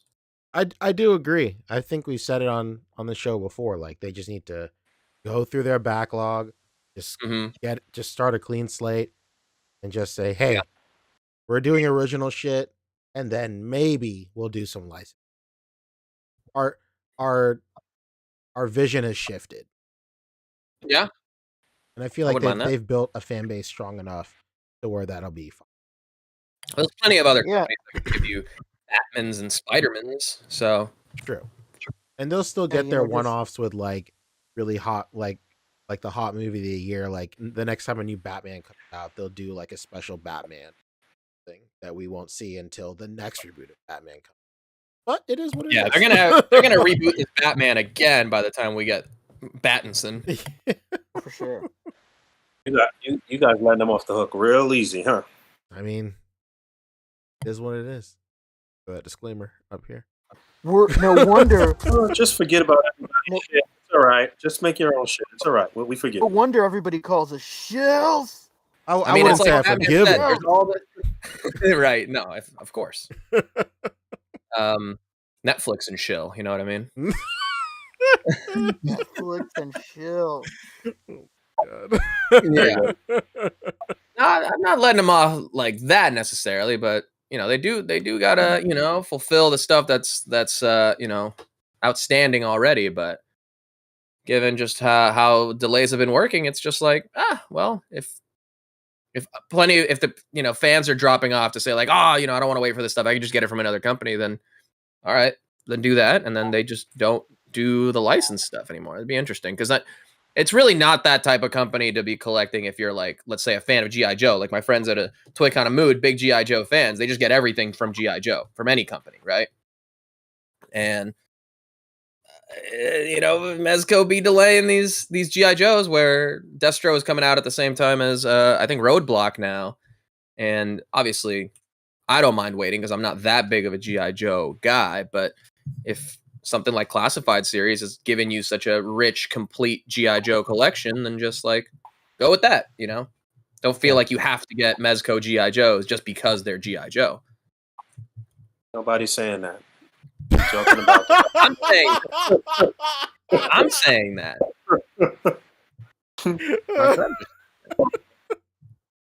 Nobody's saying that. We're talking about the fact that they're just not around. They're not present. They're not on us shit. There's no communication. There's no follow through. There's no follow up. It's bullshit. I think we're just in that weird space right now also where the collecting culture has kind of shifted to the point where, like, and we've talked about this before, where you have a lot of these companies being very approachable and being very open and going on these different podcasts and taking these different interviews at the conventions and all that stuff. And then that's become kind of the new norm. So when you have companies like this not doing it, I see the gymnastics gif. That's Chris. They're doing things at a time when, companies, the way it used to be, at least, it's they provide a good and a service. You provide them capital for that good and that service. Then they give you the good and the service. And that is it. That is the end of your relationship with these companies. But they've made it where you do kind of have a pseudo relationship with the personalities within companies now. And again, that's irrelevant, man. That doesn't matter. They're not giving you the shit, period. Like, that's the point. Like, all of that shit is irrelevant. They don't even have to play that game. They don't gotta like play nice and like go on people's shows and podcasts or do interviews or none of that shit. That would be great. Don't get me wrong. They would be falling in line with the current day and how collecting and shit is right now. But they don't gotta do none of that. What they gotta do is fucking say something. Like, that's it. Mhm. Like, that's regular, like, decent business. Like, you know what I mean? Like, just some line of communication. That's it. Like, yo, our product is taking this long because of X, Y, and Z or whatever. No, that's literally the bare minimum. That's what we need for sure. Yeah, man. Like, all of that other shit is bullshit. They don't even got to do all of that shit. It'd be nice, but like at this particular point, they've made it where that's not even like a viable option for them now, because like any type of sit down situation with somebody that's not like Mezco adjacent or friendly is going to be a bunch of questions about where shit is or why. Like, you know what I mean? Like, it's not even, it can't even settle down now. Like, you know what I mean? Like, it'll be even more contentious than shit with Hasbro. Yeah. So fuck all of that. That don't matter. Just come through with the product, like, or say why you're not coming through with the product. But that said, they are coming through with product. That's why I'm out $500 this month. All right. That is. Fuck Trevor. Yes. Yes. You're showing him, Fabio. Wait, what? Yeah. Yo, you shilling it, Fob. Oh my god. Perfect. I wish I could I love pin that. this. Oh, I'm pinning it right If now. everybody's putting out their damn shill shirts, all right, I got to put out mine. Hang on. I'm writing that down. Thanks, Trevor. I need Trevor to put his PayPal in the chat. Come on, super chat, Trevor. Just put on a fucking comedy show. Oh man. All right. Love it. I'll start working on that design right away. You know what? There's a shirt. There was a battle of the shill shirts happening on Instagram. Yeah, that's what I'm referencing. Yeah, if everybody's putting out these shill shirts, I gotta get it. I gotta get my money. Oh, I told Russ that really you need just some generic like shill language or shill slogan, but not with either of their logos on the shit. Like, nah, fuck all of that. Like, just some funny shit. Like, if you know, you know. Like, you know what I mean? Known shill is great, but I don't know why he needs his logo to be right there though. It's his brand, I get it, but aesthetically, it's better if there was no logo on. I would imagine. Yeah, or put the logo somewhere smaller, or I don't know. Now we're, critiquing shirts, but you know what I mean. Sure. Shilling it, Fob. There it is. Yo, you shilling it, Fob. Yo, you shilling it. Yeah, I'm doing it. Yeah. He's just at home, chilling. Netflix and chill. Stupid. Netflix and chill. All right, cool. We've said all we can for Mezco. Yeah. Look away from these guys. Before we move on, Fat Man hit us with 10. He said Toddy Mac announces a figure in a video, then knocks on my door and hands it to me himself and starts pitching me on new Spawn figures as I slowly shut my door. And I can still hear Todd speaking. Incredible. Wait, where are you going? Realize how much plastic is on this thing? Incredible. All right, let's talk Hasbro real quick. While we're on Mezco, yes. Jarhead's asking about these skulls. These are the Mezco latex masks. And I'm shilling it so hard. I even bought like foam heads to put them on. Look, it's got a movable jaw. It's awesome. Oh my god. Just like you. Yeah, these are part of the display, okay? You basically stole those off set this past week, huh? Well, they were doing on my fake sideburns that they were keeping on one of these heads. I was like, oh, let me take that home real quick, by the way. For $20, I'm honestly pretty impressed with these. Yeah, they're really nice quality from what I've seen. I've seen people like they're pretty cool. It's kind of crazy how much better the Pink Skull one is, though, like quality wise and everything, thickness, and like the fact that it has like the rivets for the jaw and everything. It's like way cooler. Weird that you wouldn't make them both have movable jaws. I know, especially because Dog Nocturnal had a movable jaw before the Pink Skulls did. Like the figure itself. Mezco. The lore is deep. I don't know. It's cool. And then the Dog Nocturnal one also has like nose holes, and the Pink Skull one does not. What? What is going on? They're definitely made at like two different suppliers, you know? It's kind of interesting. Yeah.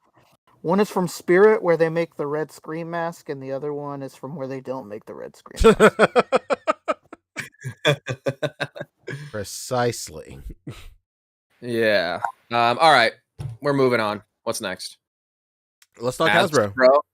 So Hasbro, more like has been. Let's go. Well, what happened with Hasbro? Mm-hmm. Take it away. Well, they had their 10/27 event yesterday. Did something happen before that? No, right? Nope. As far as I know. I don't think so. Nah, we talked about everything else. Pretty Boy and I talked about that. All right. So they had no, wait, this happened. Oh, that's right. You and Rick manifested this into creation. Fabio pitched it, and I backed Fabio 1,000%. It's not just the Hasbro Marvel Legends team that's lurking in the chat right now. They are here. But I mean, what else is Ryan doing while he's sick? Come on. We got putty patrollers in fucking skeleton costumes. Mm-hmm. I do like that. I'm pro industry. Okay, I'm never gonna get mad about very clever reuse. Reusing the Ninjettis for this is brilliant. Exactly, man. Yeah, I agree. Look, it's a Scully patrol.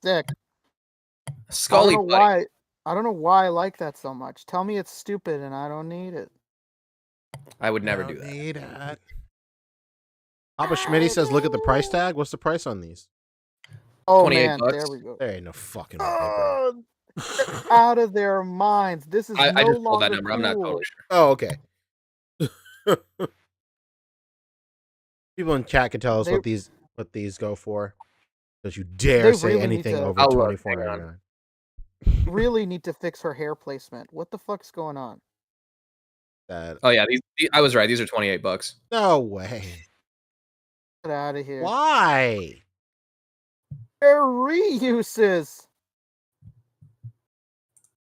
Oh my god. Yeah, but they're doing you a favor. You paying Are for those? they not with that fucking misaligned hair, I'm not. That should Yikes. look crazy. Like that looks so bad. What the hell's going on? The Daniel looks good though. Oh yeah, the Ralph Macchio head. I mean, so Ralph Macchio head. Ralph Macchio. Yeah, this looks. I'll just go back to this photo because they're easier. But yeah, the Ralph Macchio looks incredible. Let's see it. There it is. Look at that. That's Daniel LaRusso, baby. Mm-hmm. Pretty sure Paul did these, by the way. I think he did. Yeah, you're right. They're messing up the hair alignment on old fucking little LaRusso. Mm-hmm. Looks a little rough, but yeah, the Daniel's son is very nice. But I mean, you can just take these and pop these civilian heads and put them on something else, and you got your regular Karate Kid figures. Mm-hmm. It's fantastic. Pretty cool. All right, so that was before 1027.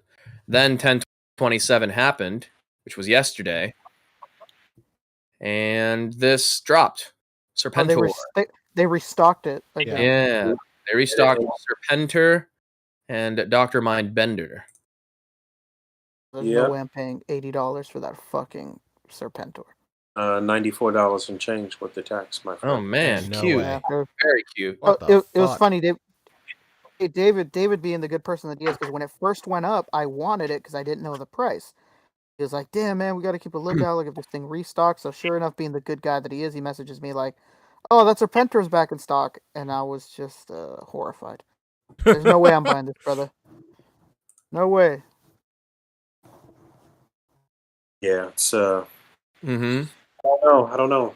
$100 for one figure and a little vehicle, like that's insane, bro. Yeah, it is. It is insane.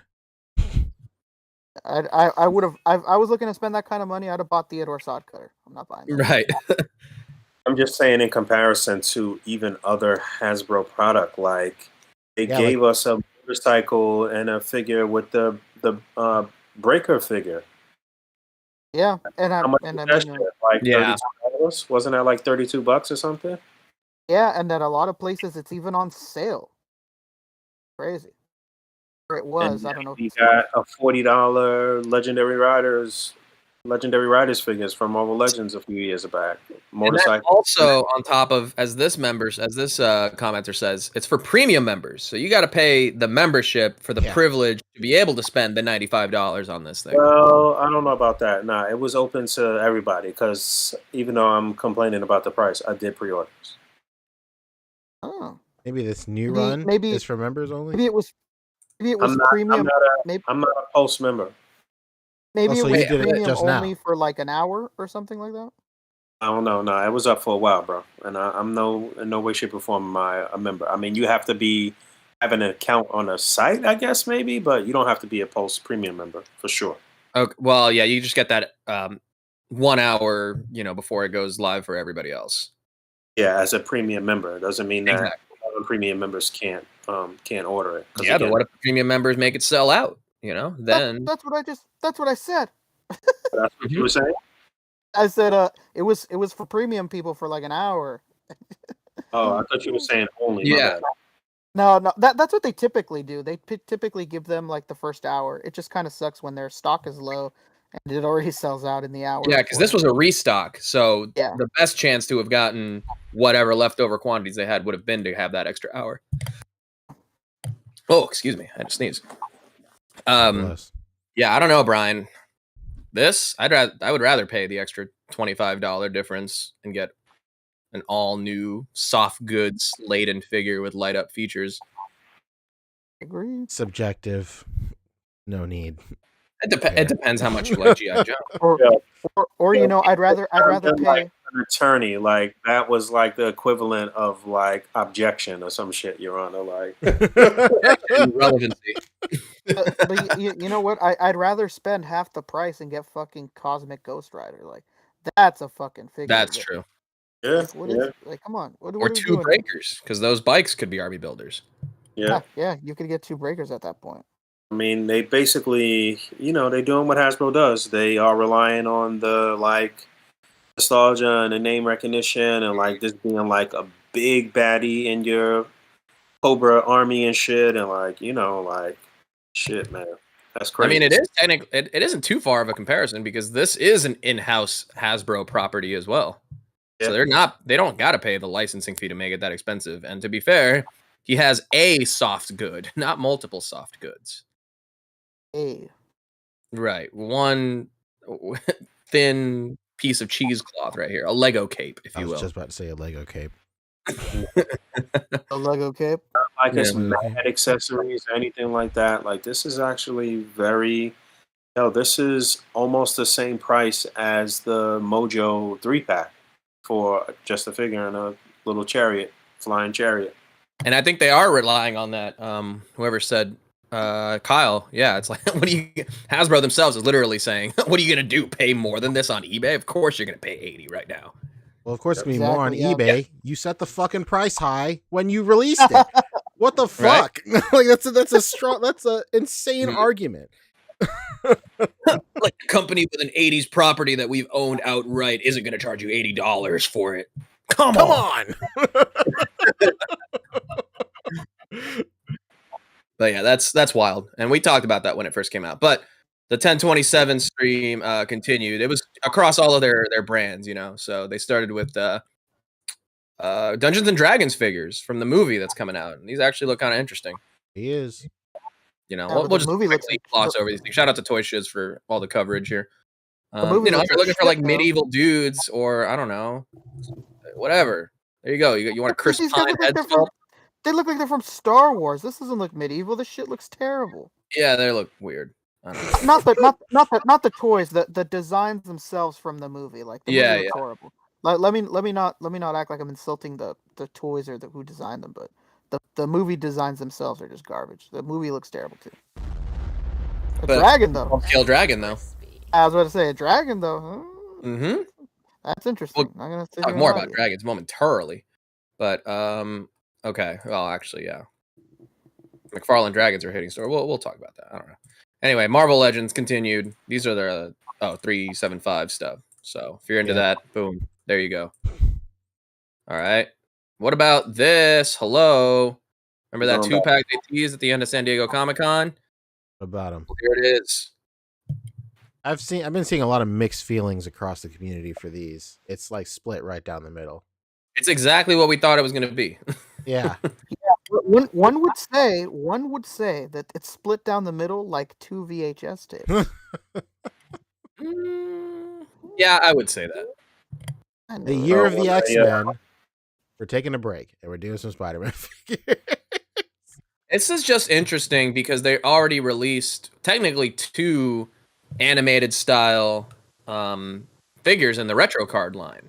The Venom that was a Pulse exclusive a couple years ago, and then the new Spider-Man that I think is starting to hit now on the retro card with the cell shading to match the animation. And now we've got a whole new animation VHS program for the same thing, but without the retro cards, just on their like safety net was they never explicitly said that the retro carded figures were based off of the animated series. It was just like a happy middle ground between comic book and animated series where they could just fudge it either way. But I remember packaging itself, even though the figures weren't based on the animation, the packaging themselves is based on the packaging from the animated series figures from Toy Biz. I know. I had a very lengthy conversation with a couple of people in the Discord about this, and it's just like they really went out of their way to never say that it was ever supposed to be some sort of representation of the animated series figures. So that's why they can get away with releasing these. that they're explicitly from the animation. Mm-hmm. Yeah, that's marketing shit that they're doing with the first time around. Again, playing on nostalgia, make you think about the old figures and shit like that, and then double dipping and coming with a whole nother like packaging program. But it is what it is. But they didn't actually start with this, but I guess we could still go through it. It was the big reveal out of these two, out of this little 2-pack, was the Spider-Man, because it's basically the updated articulation with the toe joints and stuff like that. So Nice. Also pinless. Basically, the Renew Your Vows Spider-Man, but in black. Correct. Shitty blue shit. Why would I buy this when I could just use my Mafex one, huh? That's a great idea, Rick. I know, that's what I do, baby. Mm-hmm. No, Rick, from the review I've seen of that Spider-Man, that is the black suit Spider-Man. So when I spoke to the team last and did mention that they were going to focus on the Spider-Man stuff this year for the VHS, and that a lot of these offerings would be 2-packs. So get ready for a lot of 2-packs. I was talking to somebody this past week. I even called this when I interviewed them at San Diego. That when they said that they were going to be done doing X-Men as VHS, I was like, well, I remember having Spider-Man VHS, so that seems likely. Ooh, yes. Predictions. I was talking to somebody this past week that was saying that that he wouldn't be surprised if they do a Blade and Morbius 2-pack from the Spider-Man animated. Yeah, it's coming. That'd be interesting. Let's get Punisher with a trench coat with the blue suit. Mm. There he is. We need that one. Free ideas. Let's go. Get a cell shaded up. We gotta get a cell shaded Daredevil. That was like such a famous.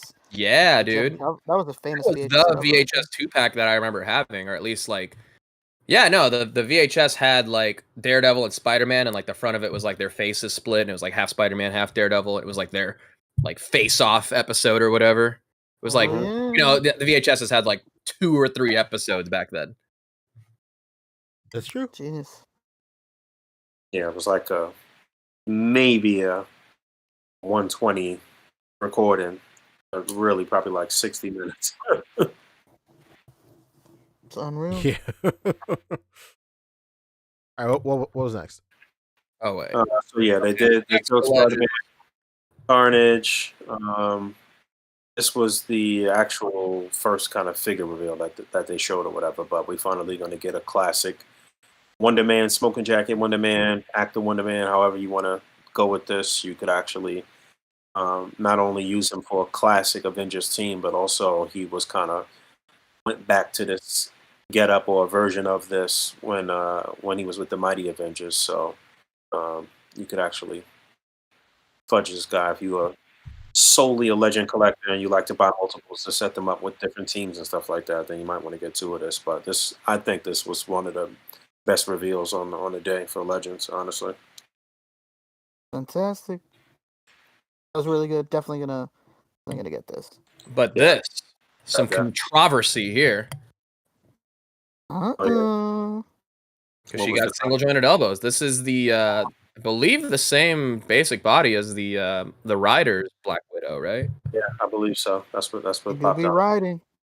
So so they're reusing some great accessories here.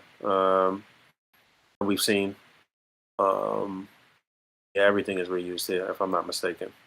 What is this? This like belt thing? Rod? Does she have like a bow staff or something? I don't know what that is. Yeah, I don't know. How's she gonna hold a sniper rifle with single jointed elbows? Don't worry about that. That's future collector problems. Yeah, they could have at least swapped out the arms, right? Like bro. Who cast that as a strap for the gun? Okay, that's cool. Oh, the strap for the gun. All right, that makes sense. Yeah. Get the strap. Shout out to 50 Cent. That's it. Friend of the show. Friend of the show. Varen von Strucker. That Black Widow though was actually from when somebody corrected me I think AIM had like resurrected Yelena Belova at some point, but then she was also part of the Thunderbolts team after the Thunderbolts that turned into the Dark Avengers. I think that very next crew of Thunderbolts, she was part of that team too. So again, you could budget this in a couple different ways, but yeah, this is Yelena Belova. It's kind of stupid that they didn't give another head sculpt though. That's for sure.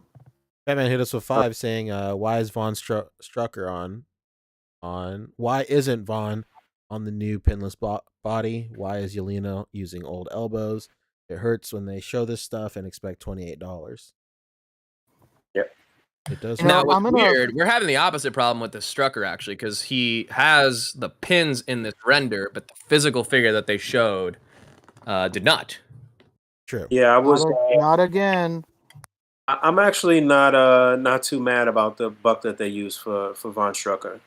In most illustrations, he's kind of buff. So this is the Spider UK body, from what I understand. But yeah, I think they have it without pins though. So it's actually not terrible. But again, the one head sculpt, you need something where he's not like looking like he's taking a shit.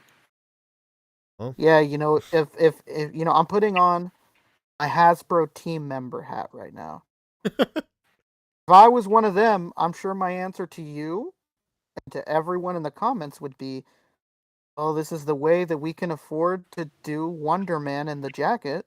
Yeah. It's by having these ones in the wave done like this. That's how it costed out. Yeah, right? it's literally. Whoa! Why does that not look like Spider-Man UK right there? It looks way smaller. Yeah, and see how it's pinless? Uh-oh. Yeah, I don't know. To me, that looks like Spider-Man UK. The legs, at least.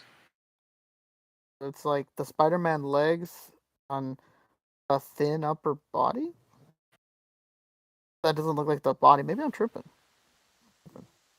Yeah, this looks like the upper body where it's like it's meant to be like sculpted clothes, There's like the wrinkles from it being closed. This looks like that meme that's going popular right now. Hey guys, wanna go scaring? Seen that one? His face looked just like that. This is Spider-Man UK for sure. Yeah, this render does not match this figure. Maybe it does. Maybe I'm wrong. Maybe but the arms look smaller to me. I don't know. Yeah, way smaller. They might have half changed the size. I do like the head though. The head looks sick. They hinted towards some other character that's going to be going alongside him. So I'm not sure what that is. I mean, I guess we got Viper already. Who else from Hydra leadership might they be trying to do, or some other? Maybe they'll do the classic style to the Hydra goons, like the old Hasbro versions. Maybe they'll do that sort of outfit. Do some army builders. Putting an army builder with a damn. No, I don't think so. I think he's supposed to be in the same wave as the Wonder Man, right? Didn't we see a box back there? I don't know. I feel like what we saw. There's Wonder Man's They box. didn't reveal the Build-A-Figure though. They specifically blacked it out. I think Strucker's in the same wave though.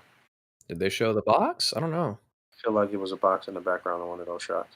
All right, maybe I'm bugging, but yeah. So yeah, that was Spider-Man and Carnage, Von Strucker, Wonder Man, and then we talked about the 375 stuff. They did an update on the HasLab and revealed the final tier, which is really the second tier. So yeah, Son of Satan here. This is what I expected to maybe be one of the figures in here, but man, the order in which they put this whole thing together was just screwy. I mean, at the end of the day, if they knocked $50 off of this shit or $75 off of this, and it was $275, this shit would have got funded. The early bird figure would have been there, and then you would have got these 3 figures in the car, $275. That's still probably not what most people want to pay, but it would have made it way more palatable, and people would have been able to take that, the $275. Absolutely. I think if they would have it's even as simple as if they would have just unveiled all these tiers forever ago, like, because then see, the thing was, like they said, they pivoted though. Like they were really looking to do these tiers three grand um each. You know what I mean? Like they definitely wanted Mephisto to be the last tier and for that to be 15K or some shit like true. that. And what they could have got, stretched this out and got 20,000, 22,000 backers or some shit like that. So when they realized that the excitement on the want for this wasn't as high as they anticipated, then they had to like switch this shit around and make the tiers lower and whatever. But really, the fault lied within the pricing from the beginning. If this shit was just 275 or 300 flat, it probably would have got funded. 300 flat, I could have seen it. Yeah, 300 flat is where but that's also for me. Them figuring the base price for just the car and Robbie and Ghost Rider, not even Robbie. I mean, that's still steep. In my opinion. It's not a question. It's steep. There's no getting around. But at the end of the day, it'll be the consumer's fault if this doesn't fund. Oh yeah, sure. Very sure.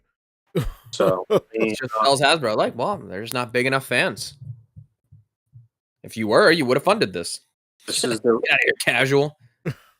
reality of this thing is that Dan, Dwight, and Ryan had to do what they had to do in terms of their job to try to sell this shit, to try to get out here and say, all right, this is what corporate told us it has to sell for, so we're going to try to make this shit work. And that's their job. And it's not an easy job. And the fault here lies with that pricing and that coming down from the top and corporate, basically. We got to say that. Well, I got to say that there has to be some level of corporate greed with this. We've said that a few times on the show, but it's got to be. It's got to be that the last year, the past 2 years especially, have been great for HasLabs for, bringing in $9 million in one sit-in type situations, and they got out ahead of their skis here and thought that the collectors were going to go for this shit. You know what I mean? At this price. And to call this Mephisto a deluxe figure, I don't know, man. That's crisp. I mean, it would be deluxe if he had a deluxe amount of accessories with him. Exactly. You know what I'm saying? And he's like slightly taller. Okay, I'll give you that. But like, right. He should have come with alternate heads. Like, if you said it in your video, I think, like, if part of the accessory loadout for Mephisto was the throne, part of the accessory loadout for Madeline Pryor was some little goblins, even if they did little static ones like they're doing with the Mojo 4-pack, where one of the figures is just a static little Wolverine. Mm-hmm. And then Damian came with, I don't know, fire effects, some other stuff. You can't. You're just getting these like base figures, and that shit is again. Listen, man, $50. Knock $50 off this shit and give the proper accessories, man. You can't have this deluxe, made to order item that's exclusive to the real deep collectors and not give all of the little extras and shit, all of the heads and hands and all of that shit. Like, oh man, little static goblins. Yeah, they didn't even have to fucking move. Just like 4 different like poses or whatever that you could use to set up around her. Well, to be fair, that they would have to charge. That would have to be its own tier as its own separate figure, because Howard the Duck is getting that exact treatment, and it's a full priced figure. Shit is wow, man. Come on. Was that Grogu? And that I really wanted to. Like, I mean, Fat Man's got a good comment as far as the budgets with his $10 super chat. He says, "This HasLab is embarrassing, bro. Final reveal is a reused Damian. Does the Legends team have a budget of a local plumber? Oh, they come with extra hands. That should be the norm, bro. Yeah, like they really do act like they're doing you a favor when that should just be like what is expected but of to be fair, that direct consumer collector product. Absolutely. I mean, yeah, that's annoying. That kind of speak is very annoying to me, but that's just their job as as marketing people. They have to they have to say it like that. It's like it's the same thing that I've said on the show before. Like when you're a kid and you're trying to convince your parents to buy you a toy, and you start listing off shit that doesn't matter. Like, mom, this shit comes with AA batteries. Like, got it right. I mean, come on, like batteries are included. Like, I don't know, like, but I get why it's a necessary evil. It's still annoying. It's all it does. I agree. Yeah, I even said it earlier in the same episode. I'm never gonna get mad about clever reuse. This is just not good reuse for this, again, premium product. Yeah. Speaking of that, speaking of reuses, Spider Sammy's stop motion Oasis, great name, hit us with 5. That everybody's bitching about reused bodies. Honestly, I'd rather have a bunch of great body molds being reused properly rather than crappy OG molds. But the thing is, like, newer molds aren't going to be worse than the original ones. It's just progression. I would rather have. I'm not mad about them using this particular buck for him. I'm more mad about the like painted on like pants, like that shit right there looks fun. Yeah. I'm not mad about if a reuse is clever and it still gives us the same modern range of movement that the line has advanced to, then that's fine. I think the biggest grievance anybody has with Marvel Legends is when they dust off old Reliable and hit us with a fucking Bucky cap with no butterfly joints. Like, we've progressed so much further since that mold. It's just wild to see it come back, into the limelight.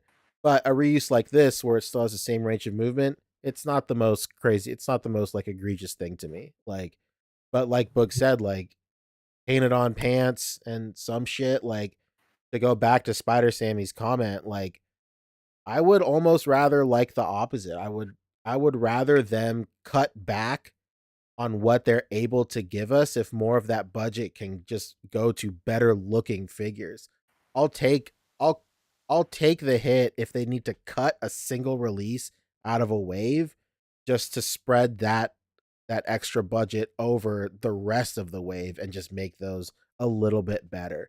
Maybe like more pinless, body parts here versus there, or like if it's a situation just like that who's that female figure that was just announced earlier that we were talking about with the sniper rifle and stuff, Elena? Yeah, if cutting a whole figure out of that budget means that she gets double jointed elbows, then totally do that for sure. Like, I never want to. I don't like this current model just based on the fact that we're getting in circulation. We have molds that have a better range of movement across the board, but just because of this plan they have of reusing old parts at any point in time, just because of the budget, we regress back in articulation technology at any point. And it's like, it's randomized at this point. It's really weird. I don't want that option at all. Like when new technology becomes available, just retire the old technology. It really doesn't. Great. Yeah. In a perfect world, that would be it, but I understand why not. Sorry, carry on, Rick. I would rather have 6-figure waves going forward if it meant that we're not going to regress like that. Yeah. Every now and then there's a wave that has one figure without a Build-A-Figure piece, right? Cut that figure out. Put that budget towards making those other figures with Build-A-Figure pieces better. True, but most of but they're smart about that shit because most of the time the figure without the BAF piece is the anchor for that wave. It's like shit. Yeah, but do we really need another Iron Man in a suit that's like, we don't for sure, but like, no, I guess. But like, I mean, I'm out of browsing the aisle. Like Hasbro, gonna what they do. Somebody asked, Ebony Leopard said, should every new character be 100% new mold? No, I don't. That's unless you have money to burn and Cubans to burn, like fucking Toddy Mac over here. Like, no, I don't think every new figure should have a new mold. But I think like Legends got a deep enough pockets, and to where it doesn't have to be that. Well, I guess I'm saying it backwards. They have deep enough pockets where they could do that, but I don't think Absolutely. that it's really necessary with the way that a lot of the Marvel characters are built. I think they just mess up one out of like every 3 times in terms of putting a character on the wrong fucking buck, though. Like, like True. so. Yeah, to be clear, like, yes, Hasbro has money to burn, but within their budget plan, it's never going to be that. This is part of their initiative to make 50% more profits That's over the true. next 2 years. That's a promise to us, actually. Yeah. Yeah. Crispy. That's a promise. That goes back to the corporate side of things and the fact that they're just like getting real greedy. And yeah, man, maybe this is actually it's not. I was gonna say maybe this is a lesson to the shareholders or whoever's calling the shots over there and shit like that. But I don't think they're gonna learn any type of lesson off of this shit, really. I don't think so. Yeah, either. Well, they did report a loss. You would hope that they would learn a lesson, but let's be realistic here. Those numbers are going to come back, and they're going to look at the team leaders, and they're going to be like, "What the fuck are you doing, man?" As if it's their fault for having the budgets tightened and the expectations, higher than they should have been. Right. And it's never gonna, the blame is never gonna be on anyone in a suit. It's gonna be on the people on the ground and the people that do the most work, and it sucks. I mean, look right here. They're showing it can't even have the range of motion. Like, okay, sure, do single joint or doubles, but what if it had the range of motion? No, it doesn't. She can't even rest the weapon on her shoulder. Yeah, you know what? That's funny that you say that, Fabio, because I was just thinking, like, there's lines within Hasbro that do single jointed elbows, but they have the range. So why not, like, if it is a budget thing and it's more plastic to do double joints, why wouldn't you just make the single jointed elbow have more range? I don't understand why in the design of it you didn't just do it that way. If the constraint and price in doing double jointed every time for every character is the fact that, like, oh, we can't budget that, then why didn't you were designing the single joint, make it so that you didn't need to have it be double if that wasn't in the budget? That's strange. And this is why I'm out of the retail figure game. Yeah, he's down to the clothes, baby.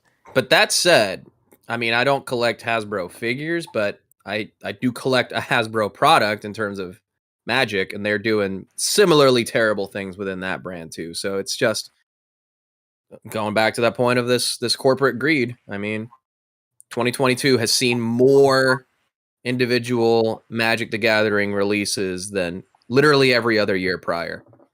So it's top to bottom. Yeah, unfortunate. Again, it continues to go backwards. It's now the campaign is now down to like 48, 80. I don't know, 48, 14 or some shit like that. I don't know. Where is it at? 48-13. Oh, look at that. So we don't mean for this to be the case, but this episode of the A.C.B.A. podcast is something of a HasLab Engine of Vengeance moratorium. I mean, celebration of life. Celebration of life. Yeah. Somebody said earlier in the comments, shout out to Dwight for having the Robbie Ray. I seen that. I was like, I seen all the posts he's making. I was like, damn it, Dwight, you lucky son of a gun. Having the what? Oh, the only one? Yeah. That's crispy. Yeah, and they just put up a new HasLab actually today. Yep, sure did. And it's already almost surpassed this. Yeah. Look at that shit. Unreal. It's $180. Disrespectful. For Deathsaurus. I don't even know who the hell this is. This went up today. It's almost where the Engine of Vengeance is right now. 3 days left on the Engine of Vengeance. This just started. Minimum target is 11,000. They already almost halfway there in the first day, right? Then we also had the Mattel Creations or whatever that shit is, Viper Tower shit. Eternia. That went up and funded already as well too, right? Sure. Oh yeah, it's well on its way to its final goal. Be like that, man. It's crazy. Fat Man hit us with 5 earlier saying, killed me how they were like, can't wait to see the pics in the A.C.B.A community. Like, we all fucking know it's not Yeah, that funny. hurt. I mean, literally, like, hey, ball's in your court. Balls in your court, community. Mm-hmm. That was hurtful. Read your comics, really right? Read them. Unintentionally. I know they didn't mean to. Oh no, it was just funny. Yeah. But we appreciate the shout out for sure. Jokes aside, that was hilarious. Appreciated. But I mean, we talked about this last week too, as far as this is also kind of divisive within the Masters community as well, because at the same time this is up for $50 less, you can get the best Battle Cat figure of all time. So it's really up to the best for sure. And that's like objective. Like it's on an engineering level, it is the single best figure. But speaking of, thank you for the reminder, Iron Manuel 96. The other HasLab that is currently on life support is this HeroScape Age of Annihilation set, which I even said it when it first went up. It's a $250 board game with no painted pieces. Rough. Absolutely ridiculous. Everything is cast in one color, and they act like they're doing us a favor. Well, painting it's half the fun.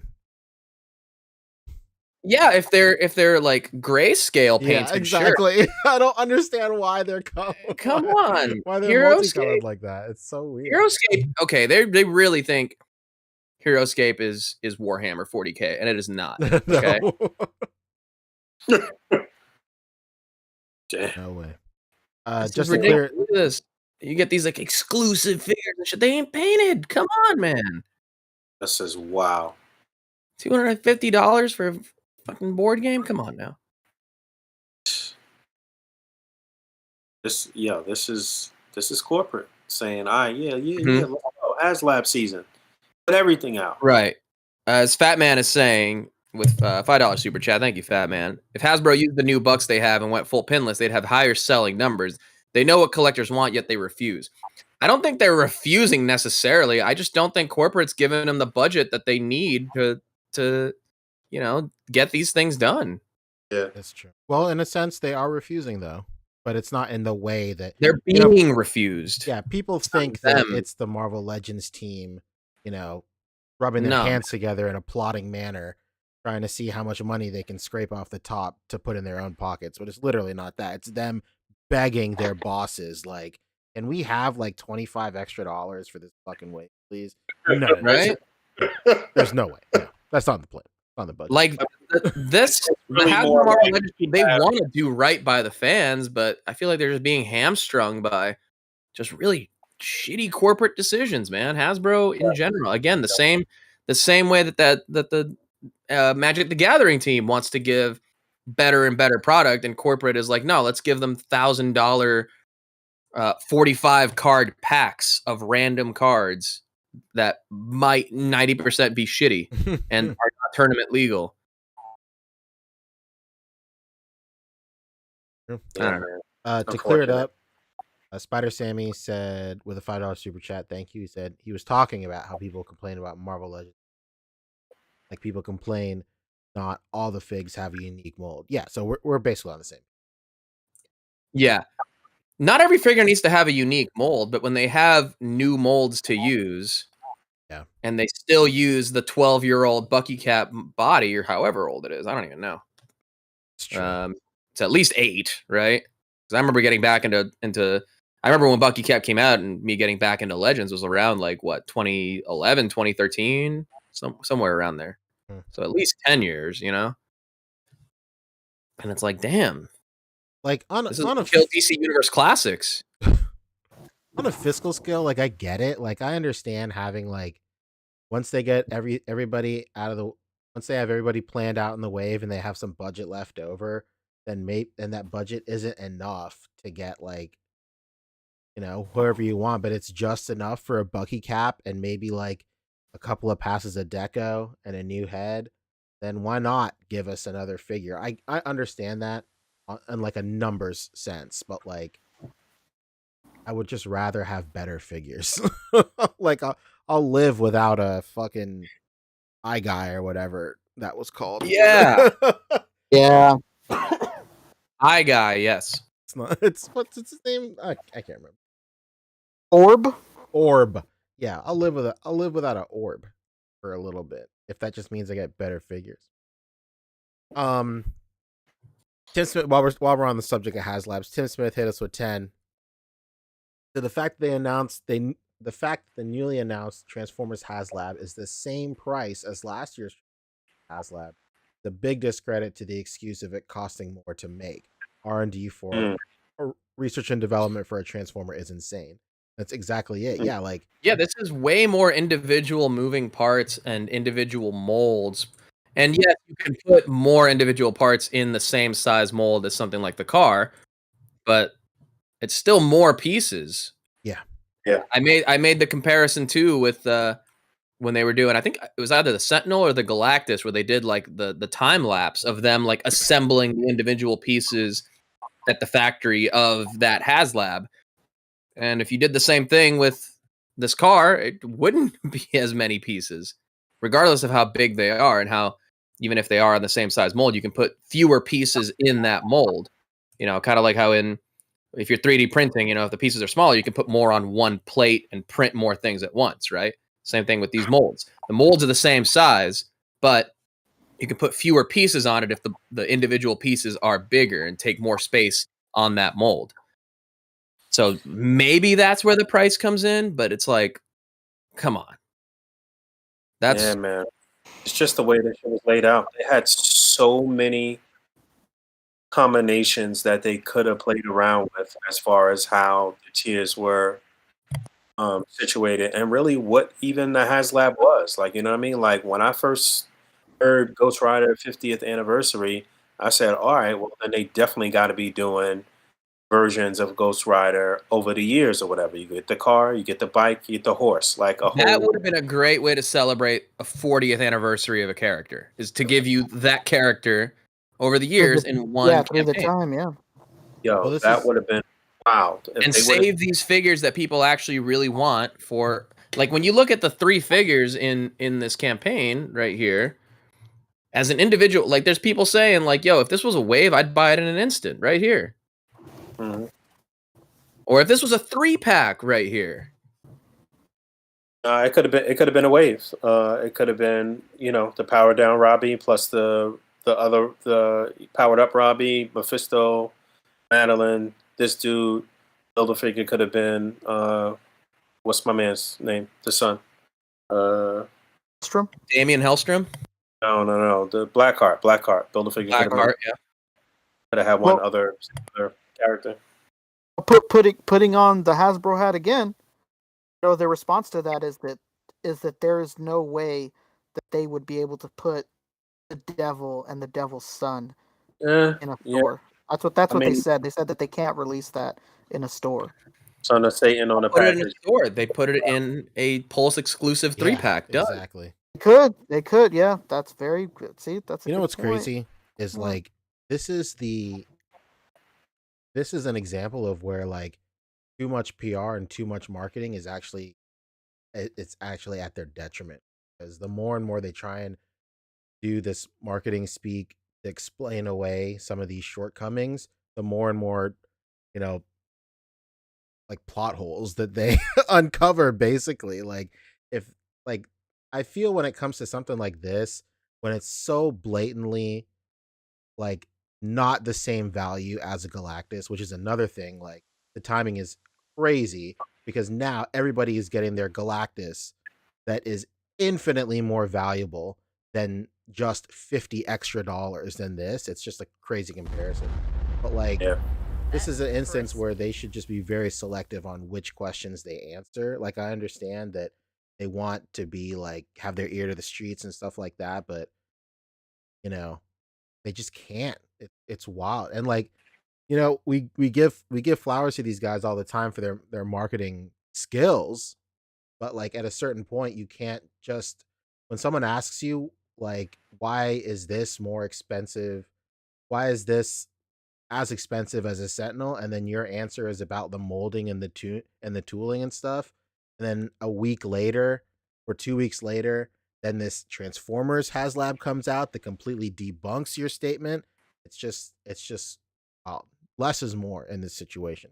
It's one a series of unfortunate events here for this HasLab. Not the right timing. I think a lot of people are also kind of relieved that they don't have to spend $350 too. Yeah, me too.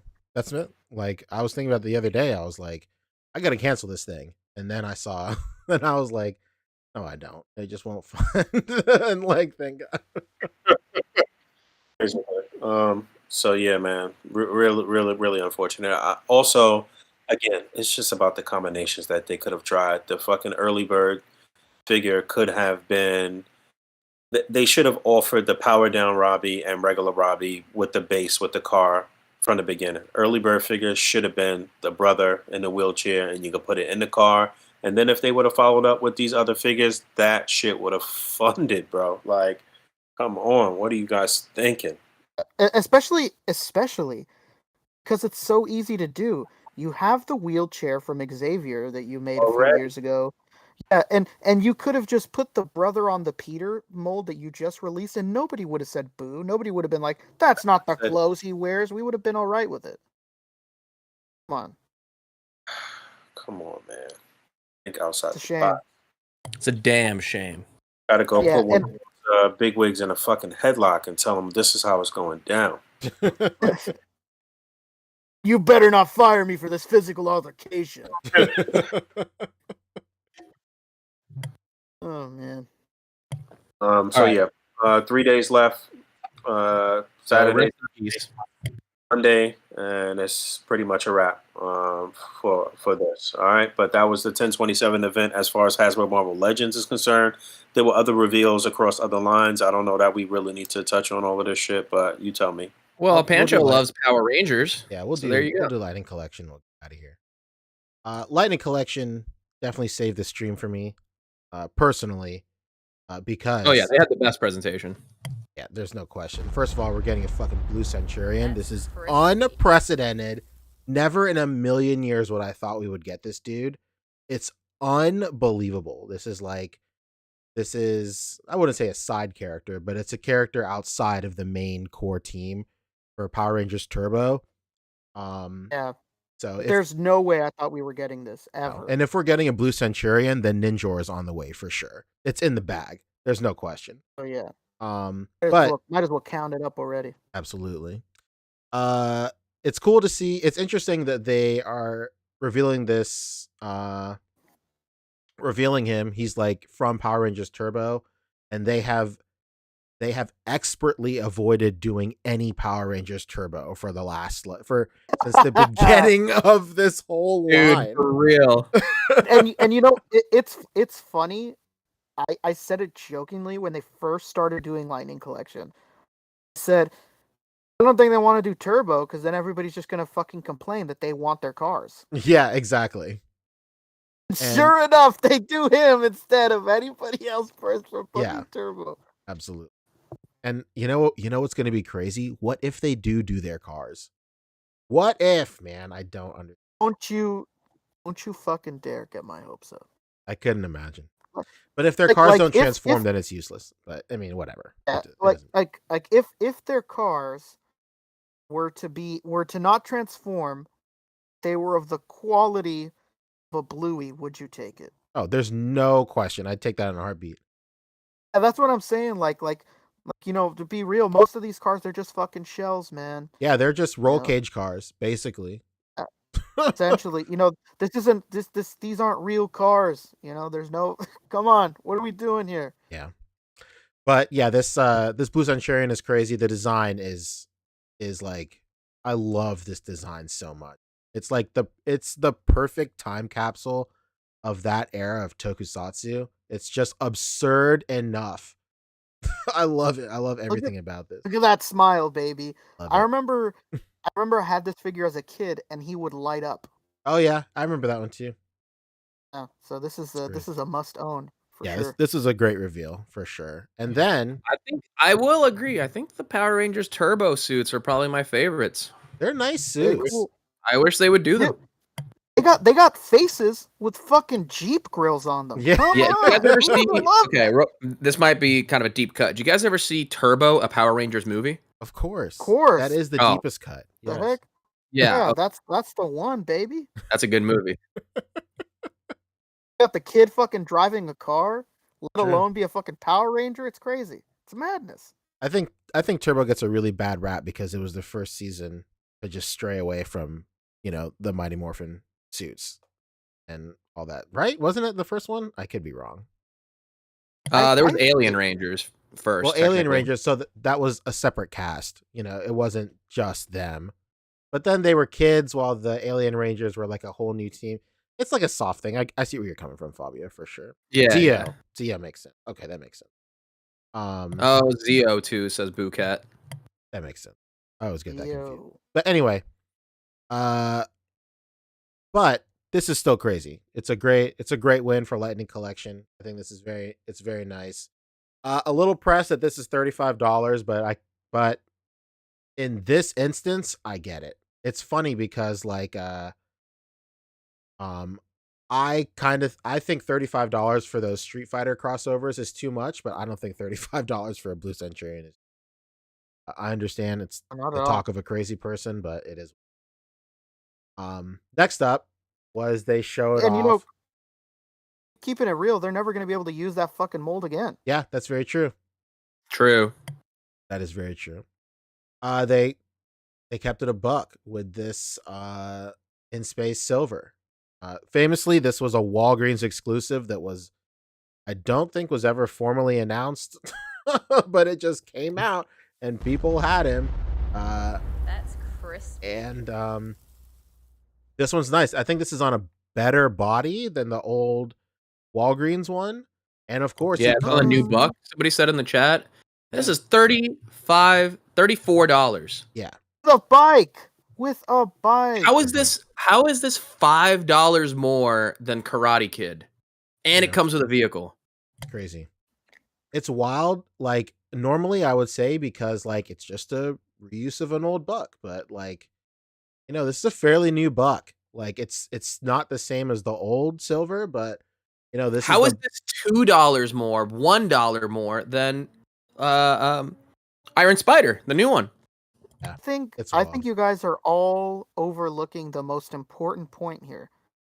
How is this less than half the price of Serpentor? Yeah, that's I was waiting for us to talk about this because the argument for Serpentor is almost thrown out of the window at a velocity of speeds I can't even comprehend. You know what, Poncho? I would say it's straight up defenestrated.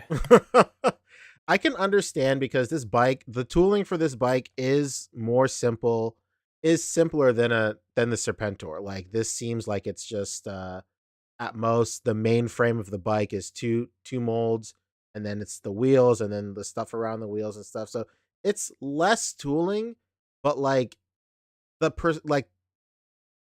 the ratio of tooling versus price doesn't match up with the Serpentor. It's just crazy. It's just wild that within the own parent company, one team is able to stretch their budget so much versus another team. And this team and both of these teams own the license. Hasbro owns the Power Rangers license now, so they don't have to do whatever. It's crazy.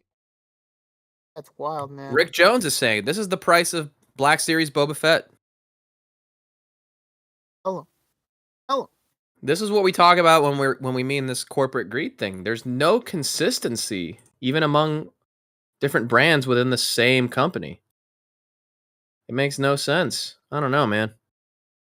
It's great. I see a lot of people saying the design of the bike in terms of its tech, its articulation and tech is less. There's not a lot of moving parts, but the mold is on point. It's on brand, and it doesn't need that many deco passes or whatever.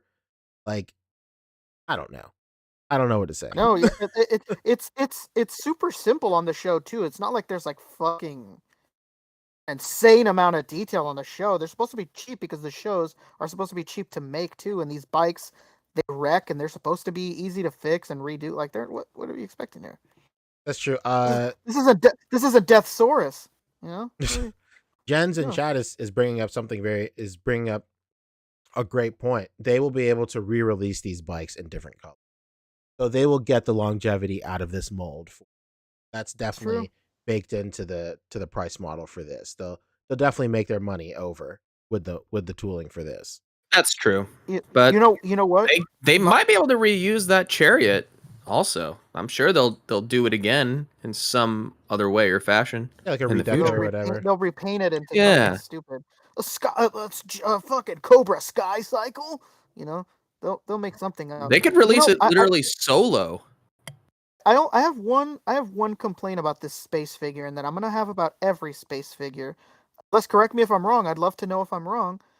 I would have enjoyed if they charged us $2, maybe even $3, $4 more for this figure. We got a head sculpt with the fucking shit lighting up on the top of his head. Oh yeah, I would lose my fucking mind. Yeah, and you know what sucks is that it's lighting up on the card art. Yeah, It's like, oh man. I was just looking at that. Like, does it have Painful. some kind of a, I don't know, blacklight function? Probably not. The kid's toy when I was growing up, it had heat activation. And it would like you would see the logo after rubbing your thumb on it. I remember that was when I all was a the kid, I rage was back then. fucking Especially with those heat Batman activation. toys. Oh yeah, fit into water and he's fucking right there. See, To be fair, like great. that kind of like stuff only happens when they're morphing and stuff. But I mean, I get it. It is what it is. Yeah. It's not necessary, but it would have been nice. It would have been nice. I'm with Fat Man. He's saying that a battle damaged helmet would have been way better. I'll take a battle damaged helmet over any day of the week for Power Rangers. Charge us a few more bucks. I'll fucking do it. Yeah. But if this thing was $36.99 and we got a battle damaged helmet, hell yeah! What the hell? But given how far ahead they plan these waves and releases out, what's to say they didn't release that Walgreens exclusive and then be like, okay, we'll just do this one again in this function right here, in this form and fashion. Yeah, I don't doubt it. Like now that we've seen all these releases that come with vehicles, I think it's pretty safe to assume that down the line they'll everything with some sort of vehicle or some sort of 2-pack with a villain or something, in the same way that they re-released Mighty Morphin Yellow with Scorpina. Then they did the first release of Andros came with his sister. So like, you know, they're definitely gonna reuse this stuff and they're gonna resell us this shit forever. The last thing I'll say about this is like Lightning Collection has some of the wildest pricing I've ever seen in my life. It's crazy. Well, but that does it for Lightning Collection, aka the saving grace of the whole stream. Was there anything else from this event or no? That we care about? Maybe not. All right, great. All right, goodbye. Let's talk now.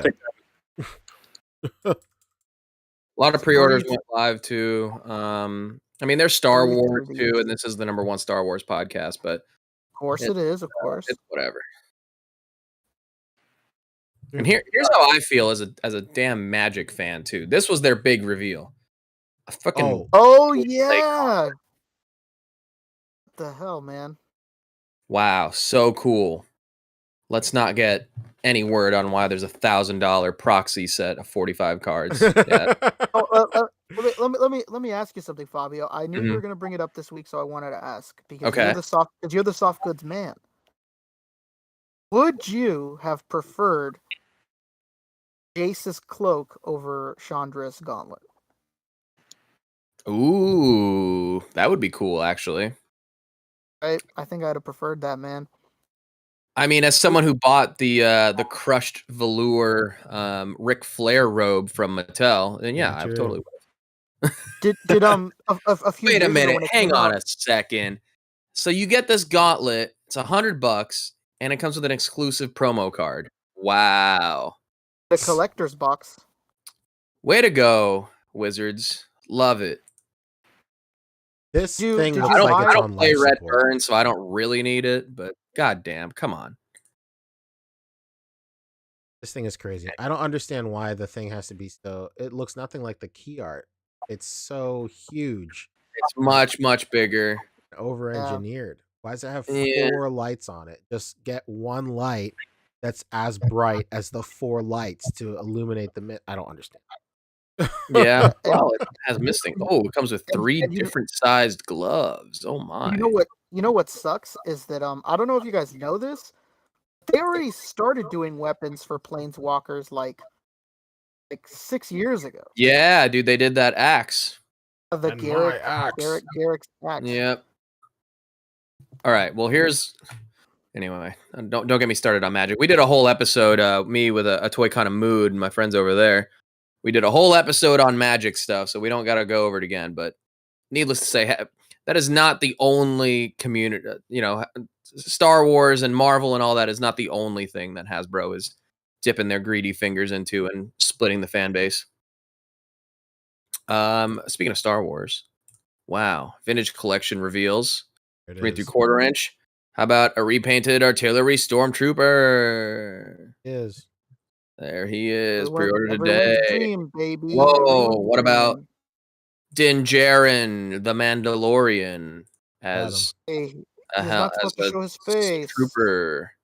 Remember when he showed his face in that one episode? There it is. Okay, but what about this guy? There he is. Is this Cal Kestis? Oh yeah, from Jedi Survivor. Star Wars Jedi Survivor. The sequel to Fallen Order. I thought this was Shield to Survivor. Whoa. Did you guys know it's the 40th anniversary of Return of the Jedi? Well, we're here to remind you. That's crazy. They should stop doing Return of the Jedi stuff and focus on another movie. They're doing another Boba Fett. This is sure to be $35 again. At least. There he is on the retro card as well, but in 6-inch. So this is a one to rock, one to stock sort of situation here. He's on pre-order today. I think that was it for Star Wars. Then they moved on to Transformers. Okay, I think that's about it. They did NFL starting lineup too. Did they? Oh, they showed them? No, they talked about it. They just talked. Okay. Oh, that makes sense. That's it. So they really... I thought they were going to show stuff for goddamn, what's it called? Ghostbusters. They didn't show anything from Ghostbusters? They talked some Ghostbusters stuff because I remember on the stream they said, "Now we're handing it off to the Ghostbusters team," and I turned it off. Starting lineup, NFL showed a video. Okay, there it is. Ghostbusters HasLab Proton Pack unboxing. Okay, so that's the HasLab that already went up. So they just did a physical unboxing. Okay, so nothing new. Avalon Hill, HasLab preview. That's it. That's literally it. But what about the lines that showed actual product are Star Wars, Marvel Legends, and Dungeons and Dragons, and I guess G.I. Joe. But no, G.I. Joe already had stuff that they'd shown before. It was just announcing that the pre-orders were back up. Huh. Chuckles name only joining the classified series lineup. Shout out to Toy Arc for the nice recap. All right. Not a great stream. So nothing new from G.I. Joseph, huh? Nah. Hey Jose is going to have to wait another several cons to show some new stuff. All right. But you know who did show new stuff and constantly shows new stuff all the time? McFarlane, baby. Everybody loves McFarlane. Not on the docket? No, it's not, but he did show new stuff, I think. What did he show? Dragons. All right, McFarlane Dragons is coming back. That's it. All right, yeah, we get up out of here. Top of the hour. Yeah, we out of here. We're not talking about McFarlane. This is literally showing up in stores right now. That is all. This Power Ranger shit looks clean though. 100%. Yeah. All right, let's do plugs. Get out of here. Or Yeah. we want to talk TV? I don't know. Nothing came out. That new Star Wars animated series. It's really short. You could finish it within an hour. Highly recommend it. Which one? What's it called? Stories of the Jedi. No thanks. It connects to Clone Wars. It connects to Clone Wars. It's really good. See this guy. Oh, we were going to talk NECA, actually, weren't we? You see this funny guy. This funny guy, Fabio, over here, he's insulting Star Wars, and then he wonders why our good friend Kevin throws him under the bus.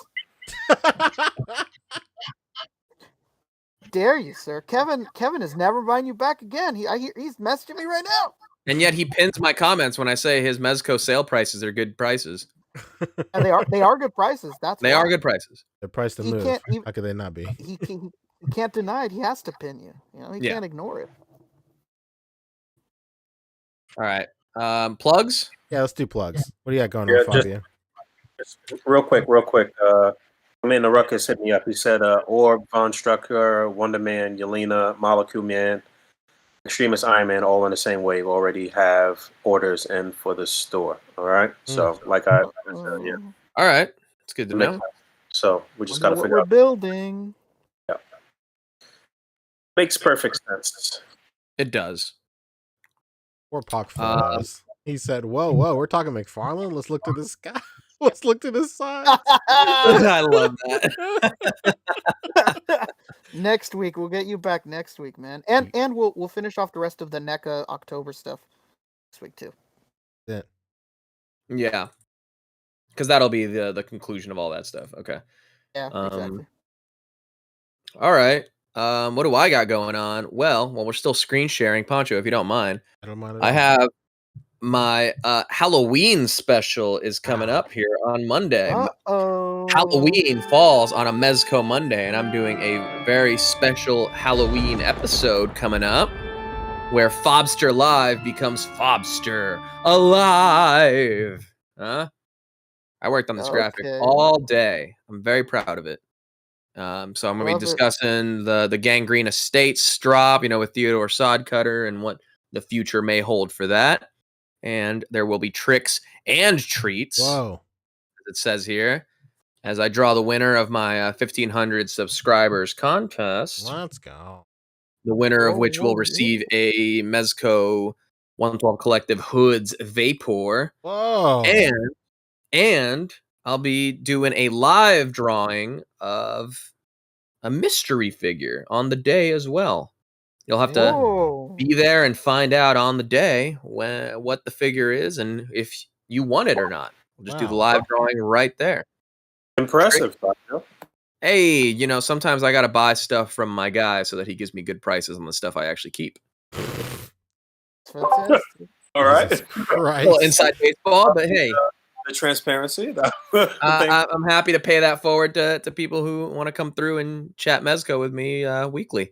And I did not do a stream this week because I was trapped in the 1970s in a nude photo shoot. But hey, I'm going to pay it forward by doing a little giveaway ski here on the channel. So go subscribe at Fobster here on YouTube, Fobster360 on Instagram.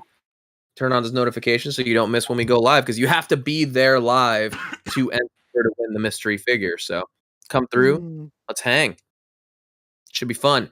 Costumes, not required, but definitely recommended because I'll feel foolish if I'm the only one dressing up. Like it. Yep, that's what I got going on.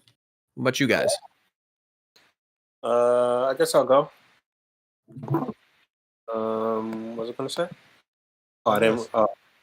Sorry, I thought I was muted. I don't have shit going on. Just be continuing to put out daily content. Working on main course. I'm on the table right this moment, trying to finish up strong for OcTOYber, catch up and finish out the last few days. Yeah, that's it. That's it. I don't really got a lot of shit going on. I'll be continuing to update the channel. I got a lot of stuff to open, so I'm excited about opening some new stuff. Got some new things coming. Oh, one other news bit with GI Joe. I see Sergeant Slaughter converted through BBTS, so I guess those will start shipping. Whoa, whoa, whoa! But yeah, that's it. Crispy. Eric, what do you got going on? Hey, what's up? It's me. I'm still fucking. I'm hitting the streets. I'm hitting the stores. I'm looking. See what we get, baby. Follow me, 'cause I'm there. I'm in the streets. I'm in these streets.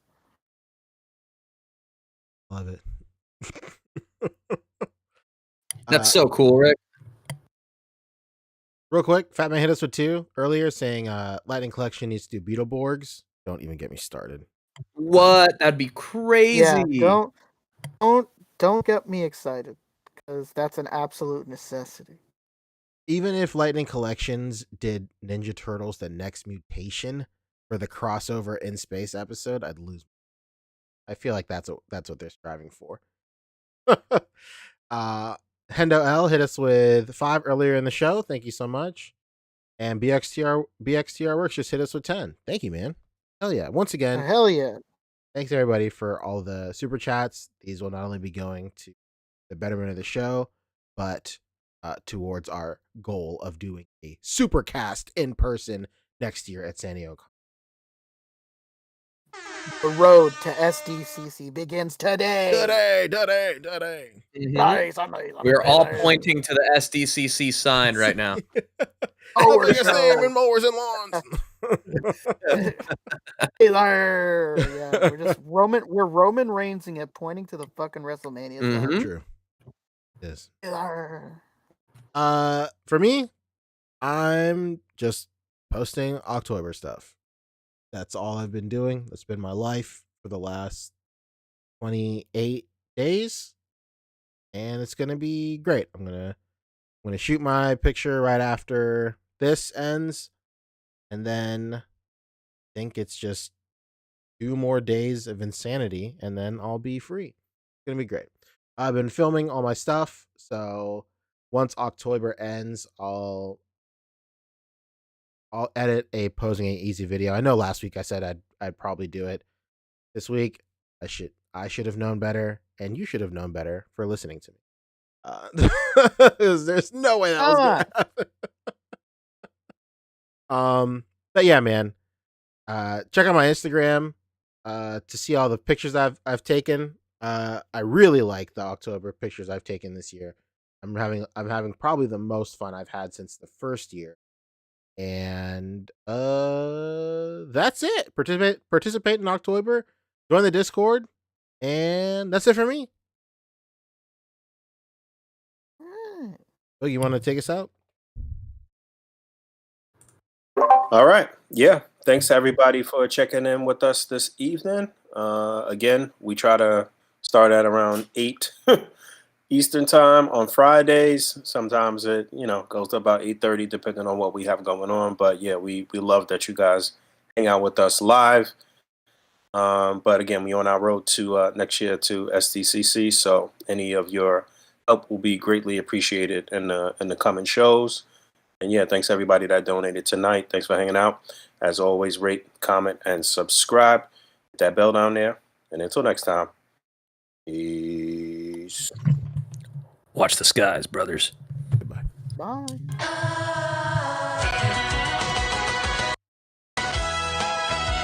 Anything worth watching on Netflix? Midnight Club is pretty good. Really?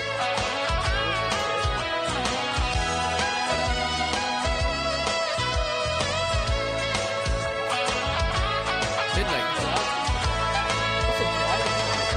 House of Dragon had a great finale. Midnight Club, it's like a spooky show. It's pretty good.